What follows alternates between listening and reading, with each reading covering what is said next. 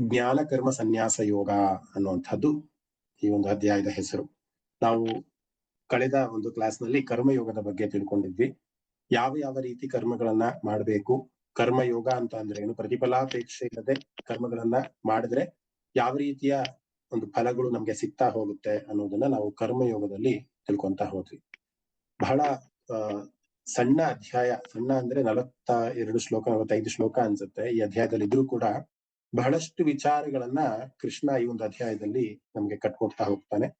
ದಯವಿಟ್ಟು ಎಲ್ಲರೂ ಕೂಡ ಈ ಅಧ್ಯಾಯ ಮುಗಿಯೋ ತನಕನೂ ಕೂಡ ಯಾರು ವಿಚಲಿತರಾಗಬಾರ್ದು, ಯಾರು ಕೂಡ ಮತ್ತೆ ಬೇರೆ ಕಾರ್ಯಗಳಲ್ಲಿ ತನ್ಮಯರಾಗಬೇಡಿ. ಯಾಕಂದ್ರೆ ನಮಗೆ ಜ್ಞಾನ ಬೇಕು ಅಥವಾ ಜ್ಞಾನವೇ ಬಹಳ ಪ್ರಮುಖವಾದಂತಹ ಅಂಶ ಒಬ್ಬ ಮನುಷ್ಯನಿಗೆ ಅನ್ನೋದನ್ನ ಕೃಷ್ಣ ಅರ್ಜುನನಿಗೆ ಬೋಧನೆಯನ್ನ ಮಾಡುವಂತ. ಅರ್ಜುನ ಅಂದ್ರೆ ನಾವೆಲ್ಲರೂ ಕೂಡ ಅರ್ಜುನರೇ. ಅರ್ಜುನನಿಗೆ ಯಾವ ರೀತಿ ಜ್ಞಾನದ ಬಗ್ಗೆ ಅಥವಾ ಜ್ಞಾನದ ಮಹತ್ವವನ್ನ ಸಾರಿ ಹೇಳಿದ್ದಾನೆ ಅನ್ನೋದನ್ನ ಈ ಅಧ್ಯಾಯದಲ್ಲಿ ನಾವು ತಿಳ್ಕೊಂತ ಹೋಗ್ಬೋದು. ಬಹಳಷ್ಟು ವಿಚಾರಗಳನ್ನ ಈ ಒಂದು ಅಧ್ಯಾಯದಲ್ಲಿ ಕೃಷ್ಣ ಹೇಳ್ತಾ ಹೋಗ್ತಾನೆ. ಸಾಮಾನ್ಯವಾಗಿ ಭಗವದ್ಗೀತೆಯನ್ನ ನಾನು ಎಸ್ಪೆಷಲಿ ಯಾವ ರೀತಿ ಅರ್ಥೈಸ್ಕೊಂತೀನಿ ಅಥವಾ ಕಲಿತೀನಿ ಅಂತ ಒಂದು ಅಧ್ಯಾಯನೂ ಕೂಡ ಕಾನ್ಸೆಪ್ಚುಯಲ್ ರೀತಿಯಲ್ಲಿ ನಾನು ನೋಡ್ತಾ ಹೋಗ್ತೀನಿ. ಫಾರ್ ಎಕ್ಸಾಂಪಲ್ ಸಾಂಖ್ಯ ಯೋಗ ಅಂತ ತಗೊಂಡ್ಕೊಂಡಾಗ ಆ ಸಾಂಖ್ಯ ಯೋಗದಲ್ಲಿ ಇರುವಂತ ಅಂಶಗಳೇನು, ಕಾನ್ಸೆಪ್ಟ್ಸ್ ಗಳು ಯಾವ್ಯಾವುದು, ಸ್ಥಿತಪ್ರಜ್ಞ ಲಕ್ಷಣಗಳು ಅನ್ನೋದು ಒಂದು ಕಾನ್ಸೆಪ್ಟ್, ಕರ್ಮಯೋಗ ಅನ್ನೋದು ಒಂದು ಕಾನ್ಸೆಪ್ಟ್, ಆಮೇಲೆ ಆತ್ಮಜ್ಞಾನ ಅನ್ನೋ ಒಂದು ಕಾನ್ಸೆಪ್ಟ್. ಸೊ ಒಂದೊಂದು ಕಾನ್ಸೆಪ್ಟ್ ಅನ್ನು ತೆಗೆದುಕೊಂಡು ಕೃಷ್ಣ ಅದೇ ರೀತಿಯಾಗಿ ಎಕ್ಸ್ಪ್ಲೈನ್ ಮಾಡಿದ್ದಾನೆ ಇನ್ಫ್ಯಾಕ್ಟ್ ಹೇಳ್ಬೇಕಂದ್ರೆ. ಸೊ ಆ ರೀತಿಯಾಗಿ ನಾವು ಭಗವದ್ಗೀತೆಯ ಒಂದೊಂದು ಅಧ್ಯಾಯವನ್ನು ಕೂಡ ಅರ್ಥೈಸ್ಕೊಂತ ಹೋದ್ರೆ ಆ ಅಧ್ಯಾಯ ನಮ್ಗೆ ಏನ್ ಹೇಳತ್ತೆ ಅನ್ನೋದು ನಮ್ಗೆ ಬಹಳ ಸಂಕ್ಷಿಪ್ತವಾಗಿ ಅರ್ಥ ಆಗ್ತಾ ಹೋಗುತ್ತೆ. ಸೊ ಇಲ್ಲೂ ಕೂಡ ಈ ಅಧ್ಯಾಯದಲ್ಲೂ ಕೂಡ ಯಾವ ಯಾವ ಕಾನ್ಸೆಪ್ಟ್ಸ್ ಕವರ್ ಆಗಿದೆ, ನಾನು ಇವತ್ತು ಬೆಳಗ್ಗೆ ರಿಕ್ವೆಸ್ಟ್ ಕಳಿಸಿದಾಗ್ಲೂ ಅಷ್ಟೇ, ಅಂದ್ರೆ ಮೆಸೇಜ್ ಆಗ್ತಾಗ್ಲೂ ಅಷ್ಟೇ ಒಂದಿಷ್ಟು ಬುಲೆಟಿನ್ ಪಾಯಿಂಟ್ಸ್ ನ ಹಾಕಿದ್ದೆ ನಾನು. ಇವತ್ತಿನ 4ನೇ ಅಧ್ಯಾಯದಲ್ಲಿ ಯಾವ ಕಾನ್ಸೆಪ್ಟ್ ನ ನಾವು ಅರ್ಥ ಮಾಡ್ಕೊಂತ ಹೋಗ್ತೀವಿ ಅಂತ. ಸೊ ಆ ಎಲ್ಲಾ ಕಾನ್ಸೆಪ್ಟ್ಸ್ ಅನ್ನ ನೀವು ಅರ್ಥೈಸ್ಕೊಬೇಕು ಅಂತಂದ್ರೆ ಇನ್ನೊಂದು 3/4 ಗಂಟೆಗಳ ಕಾಲ ಅಥವಾ ಅರ್ಧ ಗಂಟೆಗಳ ಕಾಲ ಬಹಳಷ್ಟು ತನ್ಮಯರಾಗಿ ಕೇಳಿಸ್ಕೊಂಡ್ರೆ ನಿಜವಾಗ್ಲೂ ಅದರ ಒಂದು ಉಪಯೋಗ ನಿಮ್ಗೆ ಸಿಗ್ತಾ ಹೋಗುತ್ತೆ. ಬಹಳಷ್ಟು ಜನ ಬಂದು ನನ್ನ ಹತ್ರ ಹೇಳ್ತಾರೆ, ಅಂದ್ರೆ ಮೆಸೇಜ್ ಅಲ್ಲಿ ಹೇಳ್ತಾರೆ, ಮೋದಯ ಭಗವದ್ಗೀತೆ ತುಂಬಾ ಪವಿತ್ರವಾದಂತಹ ಗ್ರಂಥ, ಅದ್ ಕಲಿಬೇಕು, ಅದರಲ್ಲಿ ಎಲ್ಲವೂ ಕೂಡ ಇದೆ ಅಂತ ಎಲ್ಲರೂ ಕೂಡ ಹೇಳ್ತಾರೆ. 1-2-3-4 ಶ್ಲೋಕಗಳನ್ನ ಓದ್ತೀನಿ, ಆದ್ರೆ ಯಾವ್ದು ಕೂಡ ಲಿಂಕ್ ಇರೋದಿಲ್ಲ, ಆ ಶ್ಲೋಕಕ್ಕೂ ಈ ಶ್ಲೋಕಕ್ಕೂ ಲಿಂಕ್ ಇರೋದಿಲ್ಲ, ಅಥವಾ ಏನ್ ಹೇಳ್ತಿದ್ದಾನೆ ಕೃಷ್ಣ ಅರ್ಥ ಆಗೋದಿಲ್ಲ. ಯಾಕೆ ಆತರ ಅನ್ಸುತ್ತೆ ಅಂತ ಅಂದ್ರೆ ಒಂದು ಕಂಟಿನ್ಯೂಟಿ ಅನ್ನೋದು ಇರೋದಿಲ್ಲ ಸಾಮಾನ್ಯವಾಗಿ. ಈಗ ಕರ್ಮಯೋಗಕ್ಕೂ ಜ್ಞಾನ ಕರ್ಮ ಸನ್ಯಾಸಕ್ಕೂ ಏನು ಸಂಬಂಧ ಅನ್ನೋದು ಒಂದು ಲಿಂಕ್ ಅನ್ನ ನಾವು ಮಾಡೋದ್ರಲ್ಲಿ ವಿಫಲರಾಗ್ತೀವಿ. ಆ ಲಿಂಕ್ ಅನ್ನ ನಾವು ಯಾವಾಗ ಮಾಡ್ಕೊಂತೀವಿ ಅಥವಾ ಕಾನ್ಸೆಪ್ಟ್ ಪ್ರಕಾರ ಯಾವಾಗ ಭಗವದ್ಗೀತೆಯನ್ನ ನಾವು ಅರ್ಥೈಸ್ಕೊಳ್ಳೋದಕ್ಕೆ ಪ್ರಯತ್ನ ಮಾಡ್ತೀವಿ, ಆಗ ಇಡೀ ಭಗವದ್ಗೀತೆ ನಮ್ಗೆ ಬಹಳ ಸರಳ ಆಗೋಗುತ್ತೆ. ಯಾಕೆಂದ್ರೆ ಒಂದೊಂದು ಅಧ್ಯಾಯದಲ್ಲೂ ಒಂದೊಂದು ಕಾನ್ಸೆಪ್ಟ್ ಅನ್ನ ಕೃಷ್ಣ ಕೊಡ್ತಾ ಹೋಗ್ತಾನೆ. ಅದಕ್ಕೋಸ್ಕರ ಅಧ್ಯಾಯದ ಹೆಸರೇ ಅದನ್ನ ಹೇಳ್ಬಿಡುತ್ತೆ, ಜ್ಞಾನ ಕರ್ಮ ಸನ್ಯಾಸ ಯೋಗ ಅನ್ನುವಂಥದ್ದು. ಸೊ 3ನೇ ಅಧ್ಯಾಯದಲ್ಲಿ ಅಥವಾ ನಾವು ಮೊದಲನೇ ಅಧ್ಯಾಯದಿಂದ ನೋಡ್ಕೊಂಡ್ ಬಂದ್ರೆ ಅರ್ಜುನನಿಗೆ ವಿಷಾದ ಬಂತು, ಅದಕ್ಕೋಸ್ಕರ ಅರ್ಜುನ ವಿಷಾದ ಯೋಗ ಅಂತ ಹೇಳಿದ್ರು. ಮತ್ತೆ ಸಾಂಖ್ಯ ಯೋಗ ಅಂತ 2ನೇ ಅಧ್ಯಾಯಕ್ಕೆ ಹೇಳಿದ್ರು. ಯಾಕೆ ಅಂತಂದ್ರೆ ಅಲ್ಲಿ ನಿಜವಾದ ತತ್ವ, ಅಂದ್ರೆ ಇಡೀ ನಮ್ಮ ಜೀವನದ ತತ್ವ ಏನಿದೆ, ಆತ್ಮ ಅನ್ನೋದು ಸಾಯಲ್ಲ, ಬರೀ ದೇಹ ಅನ್ನೋದು ಮಾತ್ರ ಸಾಯತ್ತೆ, ನಿನ್ನ ಧರ್ಮವೇನು, ನಿನ್ನ ಕ್ಷತ್ರಿಯ ಧರ್ಮವೇನು ಅದನ್ನ ನಿಭಾಯಿಸ್ಬೇಕು, ಈ ರೀತಿ ಎಲ್ಲವನ್ನೂ ಕೂಡ ಒಂದಿಷ್ಟು ವಿಚಾರಗಳನ್ನ ಕೃಷ್ಣ ಹೇಳ್ತಾ ಹೋದ. ನಂತರ ಕರ್ಮಯೋಗಕ್ಕೆ ಬಂದ 3ನೇ ಅಧ್ಯಾಯದಲ್ಲಿ. ಕರ್ಮಯೋಗದಲ್ಲಿ ಯಾವ ರೀತಿಯ ಕರ್ಮಗಳನ್ನ ಮನುಷ್ಯ ಮಾಡ್ತಾ ಹೋಗ್ಬೇಕು ಅನ್ನೋದನ್ನ ಬಹಳ ವಿಸ್ತಾರವಾಗಿ ಎಳೆಯಾಗಿ ಅದನ್ನ ಹೇಳ್ಕೊಡ್ತಾ ಹೋದ. ಸೊ ಹಾಗೆ ಕಾನ್ಸೆಪ್ಷುಯಲ್ ಪ್ರಕಾರ ನಾವು ಭಗವದ್ಗೀತೆಯನ್ನ ಕಲ್ತಾಗ ಅದು ನಮ್ಗೆ ಬೇಗ ಅರ್ಥೈಸ್ಕೊಳ್ಳೋದಕ್ಕೆ ನಮ್ಗೆ ಸಾಧ್ಯ ಆಗುತ್ತೆ. ಎಲ್ಲೋ ಒಂದೊಂದು ಶ್ಲೋಕವನ್ನ ಕಲಿತು ಅದರ ಅರ್ಥವನ್ನ ನಾವು ತಿಳ್ಕೊಂಡಾಗ ಕಂಟಿನ್ಯೂಟಿ ಅನ್ನೋದು ಹೊರಟೋಗುತ್ತೆ. ಆ ಒಂದು ಕಾರಣಕ್ಕೋಸ್ಕರ ನಾನು ಭಗವದ್ಗೀತೆಯನ್ನ 18 ವಾರಗಳಲ್ಲಿ 18 ಅಧ್ಯಾಯಗಳನ್ನ ಮುಗಿಸುವಂತ ಒಂದು ಯೋಚನೆ ನನಗೆ ಬಂದಿದ್ದು. ಸೊ ಇವತ್ತು ಜ್ಞಾನ ಕರ್ಮ ಸನ್ಯಾಸ ಯೋಗ ಅನ್ನುವಂತಹ ಒಂದು ಚಾಪ್ಟರ್ ಅಲ್ಲಿ ಕೃಷ್ಣ ಯಾವ್ಯಾವ ಕಾನ್ಸೆಪ್ಟ್ ಅನ್ನ ಹೇಳ್ತಾ ಹೋಗ್ತಾನೆ. ಸಾಧ್ಯ ಆದ್ರೆ ನಿಮ್ಗೆ ಒಂದು ಬುಕ್ ಪೆನ್ ಪೇಪರ್ ಅನ್ನ ಇಟ್ಕೊಂಡು ಅದನ್ನ ನೀವು ಬರ್ಕೊಂತ ಹೋದಾಗ ಮುಂದೆ ನಿಮ್ಗೆ ಅದು ಬಹಳ ಅನುಕೂಲ ಆಗುತ್ತೆ ಅಂತ ನನಗೆ ಭಾವಿಸ್ತೀನಿ. ನಾನು ಯಾವಾಗಲೂ ಕೂಡ ಅದೇ ರೀತಿ ಮಾಡುವಂತದ್ದು. ಸೊ ಈ ಒಂದು ಅಧ್ಯಾಯದಲ್ಲಿ ಏನೇನ್ ಹೇಳ್ತಾನೆ ಕೃಷ್ಣ ಅನ್ನೋದನ್ನ ಹೇಳೋದಾದ್ರೆ, ಈ ಒಂದು ಅಧ್ಯಾಯದಲ್ಲಿ ಮೊದಲಿಗೆ ಪರಮಾತ್ಮನೇ ಶುರು ಮಾಡ್ತಾನೆ. ಸಾಮಾನ್ಯವಾಗಿ ಅರ್ಜುನ ಪ್ರಶ್ನೆ ಕೇಳ್ತಾನೆ, ಅದಕ್ಕೆ ಭಗವಂತ ಉತ್ತರ ಕೊಡ್ತಾ ಹೋಗ್ತಾನೆ. ಆದ್ರೆ ಈ ಅಧ್ಯಾಯ ಜ್ಞಾನ ಕರ್ಮ ಸನ್ಯಾಸ ಯೋಗದಲ್ಲಿ ಪರಮಾತ್ಮನೇ ತುಂಬಾ ಫುಲ್ ಎಂಥೂಸಿಯಾಸಮ್ ಹೇಳ್ಬಿಡುತ್ತೆ. ಯಾಕಂದ್ರೆ 2ನೇ ಅಧ್ಯಾಯದಲ್ಲಿ ಅರ್ಜುನ ಶರಣಾಗತಿ ಆಗ್ಬಿಟ್ಟಿದ್ದಾನಲ್ವಾ, ನಾನು ನಿನ್ ಶಿಷ್ಯನಾಗಿದ್ದೀನಿ, ನೀನ್ ಏನ್ ಹೇಳ್ತೀಯೋ ಅದನ್ನ ನಾನು ಕೇಳ್ತೀನಿ ಅಂತ ಶರಣಾಗತಿ ಮನೋಭಾವನ ಯಾವಾಗ ನಾವೆಲ್ಲರೂ ಪರಮಾತ್ಮನಿಗೆ ತೋರಿಸ್ತೀವಿ, ಆಗ ಅವನ್ಗೆ ಫುಲ್ ಎಂಥೂಸಿಯಾಸಮ್ ಬಂದ್ಬಿಡುತ್ತೆ ದೇವರಿಗೆ. ಇವನಿಗೆ ಏನ್ ಬೇಕು ಅದನ್ನ ಕೊಡ್ಬೇಕು ಅನ್ನುವಂಥದ್ದು. ಅದಕ್ಕೋಸ್ಕರ ಇಲ್ಲಿ ಭಗವಂತನೇ ಶುರು ಮಾಡ್ತಾನೆ. ಏನಂತ ಶುರು ಮಾಡ್ತಾನೆ ಅಂತಂದ್ರೆ, ಈಗ ನಾನು ಏನ್ ಹೇಳಕ್ ಹೊರಟಿದ್ದೀನಲ್ಲ ನಿನಗೆ, ಈ ಜ್ಞಾನ ಕರ್ಮ ಸನ್ಯಾಸ ಯೋಗವನ್ನ ಏನ್ ಹೇಳಕ್ ಹೊರಟಿದ್ದೀನಲ್ಲ, ಇದು ತುಂಬಾ ಅಪರೂಪವಾದಂತಹ ಜ್ಞಾನ. ಇದನ್ನ ನಾನು ಮುಂಚೆ ಸೂರ್ಯನಿಗೆ ಹೇಳಿದ್ದೆ. ಈ ಭಗವದ್ಗೀತೆ ಅನ್ನೋದು ಮೊದಲೇ ಬಾರಿಗೆ ಕುರುಕ್ಷೇತ್ರದಲ್ಲಿ ಕೃಷ್ಣ ಅರ್ಜುನಿಗೆ ಹೇಳಿದ್ದಲ್ಲ ಇದು. ಈ ಗೀತೆಯನ್ನ ಸುಮಾರು ಸತಿ ಬೇರೆ ಬೇರೆ ಅವತಾರದಲ್ಲಿ ಪರಮಾತ್ಮ ಹೇಳಿ ಹೋಗಿದ್ದಾನೆ. ಸೊ ಇಲ್ಲಿ ಭಗವದ್ಗೀತೆಯಲ್ಲಿ ಕೃಷ್ಣ ಹೇಳ್ತಾ ಇರುವಂತ ಮಾತು, ನಾನು ಈ ಒಂದು ಸೀಕ್ರೆಟ್ ಅನ್ನ ಅಥವಾ ಈ ಒಂದು ಜ್ಞಾನವನ್ನ ನಾನು ಸೂರ್ಯನಿಗೆ ಹೇಳಿದ್ದೆ. ಸೂರ್ಯ ತನ್ನ ಮಗನಾದಂತಹ ಮನುಗೆ ಹೇಳಿದ್ದ. ಮನು ತನ್ನ ಮಗನಾದಂತಹ ಇಕ್ಷ್ವಾಕುಗೆ ಹೇಳಿದ್ದ. ಹಾಗೆ ಪಾರಂಪರಿಕವಾಗಿ ಆ ಜ್ಞಾನ ಅದು ನಶಿಸಿ ಹೋಗಿದೆ ಅಂತ. ಈಗಲೂ ಕೂಡ ನಮ್ಗೆ ಸಾಧಾರಣವಾಗಿ ಅನ್ಸುತ್ತಲ್ಲ, ಮುತ್ತಜ್ಜ ಹೇಳಿದ್ದು ಅಜ್ಜನಿಗೆ ಫಿಲ್ಟರ್ ಆಗಿ ಸ್ವಲ್ಪ ಮಾತ್ರ ಇರುತ್ತೆ, ಅಜ್ಜ ಹೇಳಿದ್ದು ಮಗನಿಗೆ ಸ್ವಲ್ಪ ಫಿಲ್ಟರ್ ಆಗುತ್ತೆ, ಮತ್ತೆ ಮಗ ಹೇಳಿದ್ದು ಮೊಮ್ಮಕ್ಕಳಿಗೆ ಹಾಗೆ ಫಿಲ್ಟರ್ ಆಗಿ ಒಂದ್ ಕಡೆ ಪಾರಂಪರಿಕವಾಗಿ ಅದು ನಶಿಸಿ ಹೋಗುತ್ತೆ. ಸೊ ಹಾಗೆ ಕುರುಕ್ಷೇತ್ರದ ಒಂದು ಸಂದರ್ಭದಲ್ಲಿ, ಮಹಾಭಾರತದ ಒಂದು ಸಂದರ್ಭದಲ್ಲಿ ಆ ಗೀತೆ ಏನು ಕೃಷ್ಣನಿಂದ ಹೇಳಲ್ಪಟ್ಟಿತ್ತು ಸೂರ್ಯನಿಗೆ, ಅದು ವಿಫಲವಾಗಿತ್ತು ಅಥವಾ ನಶಿಸಿ ಹೋಗಿತ್ತು. ಅದಕ್ಕೋಸ್ಕರ ಮತ್ತೆ ಈ ಒಂದು ಸಂದರ್ಭವನ್ನು ತೆಗೆದುಕೊಂಡು ಮತ್ತೆ ಆ ಒಂದು ಜ್ಞಾನವನ್ನ ಅರ್ಜುನನಿಗೆ ಹೇಳ್ಬೇಕು. ಅದರ ಮುಖಾಂತರ ಕಲಿಯುಗಕ್ಕೆ ನಮಗೂ ಕೂಡ ಕೊಡ್ಬೇಕು ಅನ್ನೋದು ಕೃಷ್ಣನ ಒಂದು ಸಂಕಲ್ಪ ಆಗಿತ್ತು ಅನ್ಸುತ್ತೆ. ಸೊ ಹಾಗೆ ಅದನ್ನ ಆ ರೀತಿ ಶುರು ಮಾಡ್ತಾನೆ ಕೃಷ್ಣ. ನಾನು ಈ ಗೀತೆಯನ್ನ ಮೊದಲು ಸೂರ್ಯನಿಗೆ ಹೇಳಿದ್ದೆ ಅಂತ. ಮತ್ತೆ ತುಂಬಾ ಸ್ಟ್ರೆಸ್ ಮಾಡಿ ಹೇಳ್ತಾನೆ. ಯಾಕೆ ಅಂತಂದ್ರೆ, ಯಾರು ನನಗೆ ತುಂಬಾ ಪ್ರಿಯರೋ, ಯಾರು ನನಗೆ ತುಂಬಾ ಆಪ್ತರೋ ಅವರಿಗೆ ಮಾತ್ರ ನಾನು ಈ ಒಂದು ಜ್ಞಾನವನ್ನ ಹೇಳ್ತಾ ಹೋಗ್ತೀನಿ, ಎಲ್ಲರಿಗೂ ಕೂಡ ನಾನು ಹೇಳೋದಿಲ್ಲ ಅಂತ ಬಹಳ ಎಂಫಸೈಸ್ ಮಾಡ್ತೇನೆ. ಯಾಕೆಂದ್ರೆ ನಾವೆಲ್ಲರೂ ಕೂಡ ಇವತ್ತು ಕೂತ್ಕೊಂಡು ಈ ಜ್ಞಾನವನ್ನ ಸಂಪಾದನೆ ಮಾಡ್ತೀವಿ ಅಂದ್ರೆ ಅಲ್ಲಿ ನನಗೂ ಮತ್ತೆ ನಿಮಗೂ ಇಬ್ರಿಗೂ ಕೂಡ ಭಗವಂತನ ಅನುಗ್ರಹ ಇದೆ, ಅದಕ್ ಮಾತ್ರ ಆಗ್ತಾ ಇದೆ ಅಂತ. ಸೊ ಅದನ್ನ ಹೇಳ್ತಾ ಒಂದು ಎಂತೂಸಿಯಾಸಮ್ನ ಕೃಷ್ಣ ಕ್ರಿಯೇಟ್ ಮಾಡ್ತಾನೆ. ಮತ್ತೆ ಅರ್ಜುನ ಪ್ರಶ್ನೆ ಮಾಡ್ತಾನೆ, ಸಾಧಾರಣವಾಗಿ ಪ್ರಶ್ನೆ ಮಾಡ್ತಾರಲ್ಲ, ಸೂರ್ಯ ಬಹಳಷ್ಟು ಹಿಂದಿನವನು, ಬಹಳಷ್ಟು ಕಾಲಗಳ ಹಿಂದೆನೆ ಸೂರ್ಯ ಇದ್ದವನು, ನೀನು ಈಗ ದೇವಕಿ ಪುತ್ರನಾಗಿ ಜನಿಸಿದವನು, ನೀನ್ ಹೇಗೆ ಸೂರ್ಯನಿಗೆ ಹೇಳೋದಕ್ ಸಾಧ್ಯ ಅಂತ ಬಹಳ ಲೌಕಿಕವಾದಂತಹ ಒಂದು ಪ್ರಶ್ನೆಯನ್ನ ಕೇಳ್ತಾನೆ. ಈ ಅಧ್ಯಾಯದಲ್ಲಿ ಮೊದಲನೇ ಬಾರಿಗೆ ಅವನೇ ಪರಮಾತ್ಮ ಅಂದ್ರೆ ಕೃಷ್ಣನ ರೂಪದಲ್ಲಿ ಅವನೇ ಪರಮಾತ್ಮನಾಗಿದ್ದಾನೆ ಅನ್ನುವಂತಹ ಒಂದು ಸತ್ಯವನ್ನ ಈ ಒಂದು ಅಧ್ಯಾಯದಲ್ಲಿ ಪರಮಾತ್ಮ ಹೇಳ್ತಾ ಹೋಗ್ತಾನೆ. ಬಹೂನಿ ಮೇ ವ್ಯತೀತಾನಿ ಜನ್ಮಾನಿ ತವಚಾರ್ಜುನ ತಾನ್ಯಹಂ ವೇದ ಸರ್ವಾಣಿ ನತ್ವಂ ವೇತಃ ಪರಂತಪ ಅಂತ. ಅಂದ್ರೆ ನೀನ್ ಏನ್ ನನ್ನ ನೋಡ್ತಾ ಇದೆಯಲ್ಲ, ನನಗೆ ಬಹಳ ಚೆನ್ನಾಗಿ ಗೊತ್ತಿದೆ ನಾನು ಎಷ್ಟು ಅವತಾರಗಳನ್ನ ಎತ್ತಿದ್ದೀನಿ, ಯಾರ್ಯಾರು ಹೇಗೆ ಅನ್ನೋದು ಎಲ್ಲವೂ ಕೂಡ ನನಗೆ ನೆನಪಿದೆ. ಯಾಕಂದ್ರೆ ನಾನು ಅವಿನಾಶಿ, ಸಮಸ್ತ ಪ್ರಾಣಿಗಳು ಅಥವಾ ಎಲ್ಲಾ ಪ್ರತಿಯೊಂದು ಪ್ರಕೃತಿ ಎಲ್ಲರೂ ಕೂಡ ನನ್ನ ಅಧೀನದಲ್ಲಿದ್ದಾರೆ, ನನ್ನ ಮಾಯೆಯಲ್ಲಿದ್ದಾರೆ. ಆದ್ರೆ ನೀನು ಅರ್ಜುನ, ನೀನು ಹುಟ್ಟಿದ್ಯಲ್ಲ, ನೀನು ಬರೀ ಈ ಜನ್ಮದ ಒಂದು ಇದು ಮಾತ್ರ ನೀನ್ ತಿಳ್ಕೊಂಡಿದ್ಯಾ.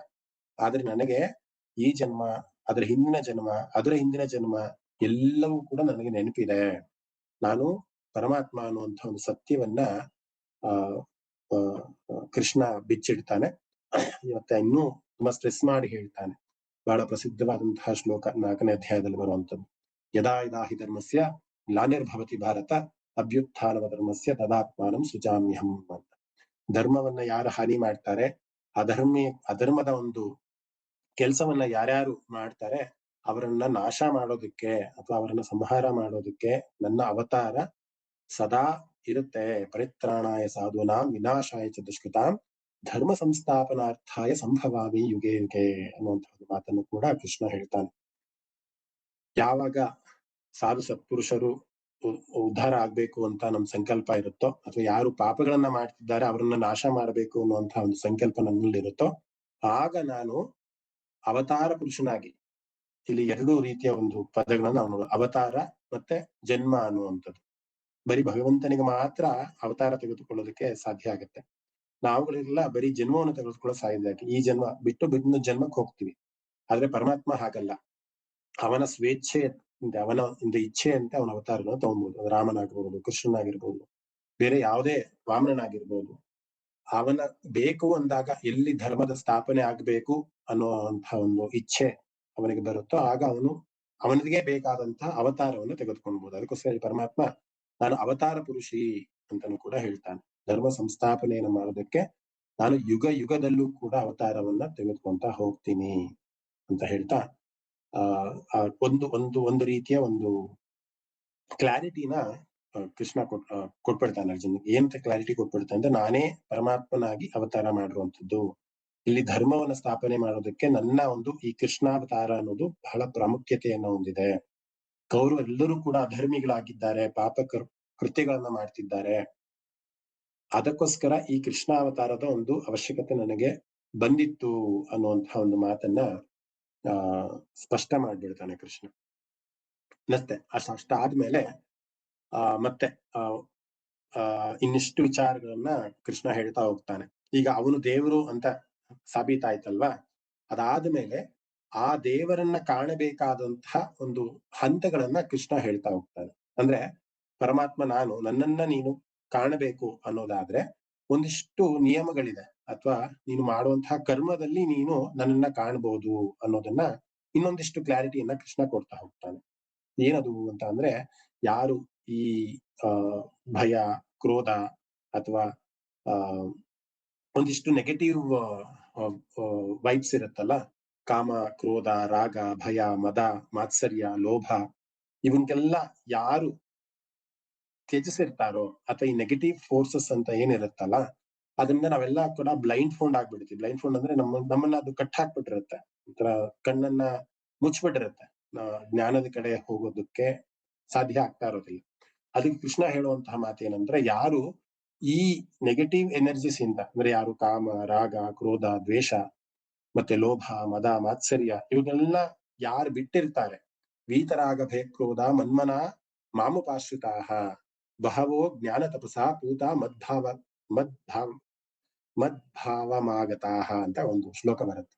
ಅಂದ್ರೆ ಯಾರು ಈ ಭಯ, ಕ್ರೋಧ ಮತ್ತೆ ನಾನು ಏನ್ ಹೇಳಿದ್ರೆ ಈ ನೆಗೆಟಿವ್ ಎನರ್ಜಿಯಿಂದ ಯಾರು ಹಿಂದೆ ಸರಿದಿರ್ತಾರೆ, ಅಥವಾ ನನ್ನನ್ನ ಕಾಣ್ಬೇಕು ಅನ್ನೋಂತಹ ಒಂದು ತಪಸ್ಸಿನಲ್ಲಿ ಯಾರು ಇರ್ತಾರೆ, ಅಂಥವರಿಗೆ ನಾನು ಕಾಣಿಸ್ತೀನಿ. ಅಂದ್ರೆ ಹೇಗೆ ಕಾಣಿಸ್ತೀನಿ? ನಾನು ದೇವರಾಗಿ ಕಾಣಿಸ್ತೀನಿ, ಇಲ್ಲಾಂದ್ರೆ ಸಾಮಾನ್ಯವಾಗಿ ಮಾನವರಾಗಿ ಕಾಣಿಸ್ತೀನಿ ಅಂತ. ಯಾರು ನನ್ನನ್ನ ಭಗವಂತ ಅಂತ ನೋಡಲ್ವೋ ಅವರಿಗೆ ನಾನು ಮಾನವ. ಯಾರು ನನ್ನನ್ನ ಭಗವಂತ ಅಂತ ಶರಣಾಗತಿ ಮನೋಭಾವದಿಂದ ಬರ್ತಾರೋ ಅಂಥವರಿಗೆ ನಾನು ಅಂಥವರಿಗೆ ನಾನು ಭಗವಂತ ಅಂತ ಕೃಷ್ಣ ತನ್ನ ಒಂದು ದೈವಿ ಸ್ವರೂಪವನ್ನ ಬಿಚ್ಚಿಡುವಂತಹ ಒಂದು ಅಧ್ಯಾಯದ ಒಂದು ಪ್ರಾರಂಭಿಕವಾದಂತಹ ಶ್ಲೋಕದಲ್ಲಿ ಅವನು ಬಿಚ್ಚಿಟ್ಬಿಡ್ತಾನೆ. ಮತ್ತೆ ಅವನು ಇನ್ನೂ ಒಂದಿಷ್ಟು ಮಾತುಗಳನ್ನ ಹೇಳ್ತಾನೆ. ಅಂದ್ರೆ ಅವನು ಮಾಡುವಂತಹ ಕೆಲಸ, ಅಂದ್ರೆ ಅವತಾರ ಪುರುಷನಾಗಿ ಮಾಡುವಂತಹ ಕೆಲಸ, ಅಂದ್ರೆ ಕರ್ಮ ಏನಿದೆ, ಅದಕ್ಕೆ ಯಾವುದೇ ರೀತಿಯ ಅಂಟಿಲ್ಲ ಅಂತಂದ್ರೆ ಮೋಹ ಇಲ್ಲ ಅಂತಂದ್ರೆ, ಅವನ ಕರ್ಮಗಳು ಯಾವ ರೀತಿ ಇರ್ತವೆ ಅಂತ ಅಂದ್ರೆ, ಕರ್ಮಗಳ ಬಗ್ಗೆ ಕೃಷ್ಣ ಹೇಳ್ತಾ ಹೋಗ್ತಾನೆ. ಯಾಕೆ ಇಲ್ಲಿ ಕರ್ಮಗಳ ಬಗ್ಗೆ ಕೃಷ್ಣ ಹೇಳ್ತಾ ಹೋಗ್ತಾನೆ ಅಂದ್ರೆ, 3 ರೀತಿಯ ಕರ್ಮಗಳ ಬಗ್ಗೆ ಹೇಳ್ತಾನೆ ಕೃಷ್ಣ. ಏನು 3 ರೀತಿಯ ಕರ್ಮ? ಕರ್ಮ, ವಿಕರ್ಮ ಮತ್ತೆ ಅಕರ್ಮ ಅನ್ನೋದು 3 ಬಗೆಯ ಕರ್ಮಗಳನ್ನ ಕೃಷ್ಣ ಈ ಒಂದು ಅಧ್ಯಾಯದಲ್ಲಿ ಹೇಳ್ತಾನೆ. ನಾನು ಒಂದೊಂದು ಶ್ಲೋಕವನ್ನು ಕೂಡ ವಿಸ್ತಾರವಾಗಿ ಹೇಳ್ತಾ ಇಲ್ಲ, ಕಾರಣ ಇಷ್ಟೇ, ಆ 4ನೇ ಅಧ್ಯಾಯದ ಕಾನ್ಸೆಪ್ಟ್ ಏನಿದೆ, ಅಥವಾ ಆ 4ನೇ ಅಧ್ಯಾಯದಲ್ಲಿ ಕೃಷ್ಣ ಏನು ಒಂದು ಮೆಸೇಜ್ ಅನ್ನ ಹೇಳ್ಬೇಕು ಅಂತ ಹೊರಟಿದ್ದಾನೆ, ಅದನ್ನ ಮಾತ್ರ ನಾನು ಆಯ್ಕೆ ಮಾಡಿ ನಿಮ್ಗೆ ಹೇಳ್ತಾ ಇರುವಂತದ್ದು. ಸೊ 3 ರೀತಿಯ ಕರ್ಮಗಳ ಬಗ್ಗೆ ಕೃಷ್ಣ ಹೇಳ್ತಾ ಹೋಗ್ತಾನೆ. ಮೊದಲೇದು ಕರ್ಮ ಅಂದ್ರೆ ಏನು ನಾವು ಅರ್ಥೈಸ್ಕೊಬೇಕು ಅಂತ ಅಂದ್ರೆ, ಸಾಮಾನ್ಯವಾಗಿ ನಮ್ಮ ಗುಣಕ್ಕೆ ಆಧಾರವತ್ತವಾಗಿ, ಈಗ ನನಗೆ ಹಾಡೋದು ತುಂಬಾ ಇಷ್ಟ ಅಂತಂದ್ರೆ ನನ್ನ ಗುಣ ಅದು, ನನ್ನ ಸ್ವಭಾವ ಅದು, ಅದ್ರ ತಕ್ಕನಾಗಿ ನನ್ನ ಕ್ರಿಯೆಗಳನ್ನ ನಾನು ಮಾಡ್ತಾ ಹೋಗ್ತೀನಿ. ಅಥವಾ ನಾನೊಬ್ಬ ಡ್ಯಾನ್ಸರ್, ಅಥವಾ ಯಾರೋ ಒಬ್ಬ ತುಂಬಾ ಶಾರ್ಟ್ ಟೆಂಪರ್ ಇರ್ತಾನೆ, ಆ ಶಾರ್ಟ್ ಟೆಂಪರ್ಗೆ ಒಳ್ಳೆಯವನಲ್ಲೂ ಕೂಡ ಬೈತಾನೆ ಇರ್ತಾನೆ, ಯಾಕಂದ್ರೆ ಅವನ ಸ್ವಭಾವ ಅದು. ಗುಣಕ್ಕೆ ಆಧಾರಿತವಾಗಿ, ಸ್ವಭಾವಕ್ಕೆ ಆಧಾರಿತವಾಗಿ ಮಾಡುವಂತಹ ಕೆಲಸಗಳನ್ನ ಕರ್ಮ ಅಂತ ಕರೀತಾರೆ. ಇದು ಸ್ಪಷ್ಟ. ನಮ್ಮ ಮನೋಭಾವಕ್ಕೆ, ನಮ್ಮ ಅಸ್ತಿತ್ವಕ್ಕೆ, ನಮ್ಮ ವ್ಯಕ್ತಿತ್ವಕ್ಕೆ ಹೇಗೆ ನಮಗೆ ಸ್ವಭಾವತಃ ನಮ್ಮಲ್ಲಿ ಮನಸ್ಸು ರೂಢಿ ಆಗಿರುತ್ತೋ ಹಾಗೆ ಮಾಡುವಂಥದ್ದು ಕರ್ಮ ಅನ್ನುವಂಥದ್ದು. ಇದರಲ್ಲಿ ಯಾವುದೇ ರೀತಿಯ ಒಂದು ಭೇದ ಇಲ್ಲ. ಇನ್ನ ವಿಕರ್ಮ ಅಂತ ಕೃಷ್ಣ ಹೇಳ್ತಾನೆ. ಏನು ವಿಕರ್ಮ ಅಂತ ಅಂದ್ರೆ, ಮಾಡಬೇಕಾದಂತಹ ಕೆಲಸವನ್ನ ಬಿಟ್ಟು ಮಾಡಬಾರದ ಕೆಲಸವನ್ನ ಮಾಡುವಂಥದ್ದು ವಿಕರ್ಮ ಅನ್ನುವಂಥದ್ದು. ಅಂದ್ರೆ ಯಾವುದು ಶಾಸ್ತ್ರ ಸಮ್ಮತವಲ್ಲವೋ, ಯಾವುದು ಶಾಸ್ತ್ರ ಸಮ್ಮತ ಅವೆಲ್ಲ, ಶಾಸ್ತ್ರ ಏನ್ ಹೇಳುತ್ತೆ, ಒಳ್ಳೆಯದನ್ನೇ ಮಾಡ್ಬೇಕು, ಒಳ್ಳೆ ಕೆಲಸವನ್ನೇ ಮಾಡ್ಬೇಕು ಅಂತ ಶಾಸ್ತ್ರ ಹೇಳುತ್ತೆ. ಆದ್ರೆ ಶಾಸ್ತ್ರಕ್ಕೆ ವಿರುದ್ಧವಾಗಿ ಯಾವುದೇ ಕೆಲಸವನ್ನು ಮಾಡಿದ್ರು ಕೂಡ ಅದು ವಿಕರ್ಮ ಅಂತ ಅನ್ಸ್ಕೊಳ್ಳೋದು. ಸೊ ಮೊದಲನೇದಾಗಿ ಸ್ವಭಾವತಃ ಅಥವಾ ಗುಣತಃ ಮಾಡುವಂತಹ ಕೆಲಸಗಳೆಲ್ಲವೂ ಕೂಡ ಕರ್ಮ ಅಂತ ಅನ್ಸ್ಕೊಂಡ್ರೆ, ಇನ್ನ ಶಾಸ್ತ್ರ ವಿಹಿತವಾದಂತಹ ಕೆಲಸಗಳನ್ನ ಮಾಡುವಂಥದ್ದು ವಿಕರ್ಮ ಅನ್ನುವಂಥದ್ದು. ಇನ್ನೊಂದ್ ತರ ಕರ್ಮ ಇದೆ, ಅದಕ್ಕೆ ಅಕರ್ಮ ಅಂತ ಕರೀತಾರೆ. ಅಕರ್ಮ ಅಂದ್ರೆ ಏನು? ಕರ್ಮದ ಬಂಧನಕ್ಕೆ ಒಳಗಾಗದೆ ಕರ್ಮವನ್ನ ಮಾಡುವಂಥದ್ದು ಅಂತ. ಅಂದ್ರೆ ಆ ಮಾಡುವಂತಹ ಕರ್ಮಕ್ಕೂ ಅವನ ಕ್ರಿಯೆಯು ಯಾವುದಕ್ಕೂ ಕೂಡ ಸಂಬಂಧ ಇರೋದಿಲ್ಲ ಅನ್ನುವಂಥದ್ದು. ಒಂದು ಉದಾಹರಣೆಯನ್ನ ಕೊಟ್ಟು ಈ ಒಂದು 3 ಕರ್ಮಗಳ ಬಗ್ಗೆ ಹೇಳ್ಬೇಕು ಅಂದ್ರೆ, ಸಾಮಾನ್ಯವಾಗಿ ತಂದೆ ತಾಯಿ ಮಗು ಅಂತ ಎಕ್ಸಾಂಪಲ್ ಅಂತ ತಗೊಂಡಾಗ, ತಂದೆ ತಾಯಿಗೆ ಮಕ್ಕಳನ್ನ ನೋಡ್ಕೊಬೇಕು, ಸಾಕ್ಬೇಕು, ಅವರ ಇಷ್ಟಗಳನ್ನೆಲ್ಲರೂ ಕೂಡ ಈಡೇರಿಸಬೇಕು ಅನ್ನೋದು ಸ್ವಭಾವತಃ ಪ್ರತಿಯೊಂದು ತಂದೆ ತಾಯಿಗೂ ಇರುವಂತಹ ಒಂದು ಗುಣ ಅಲ್ವಾ?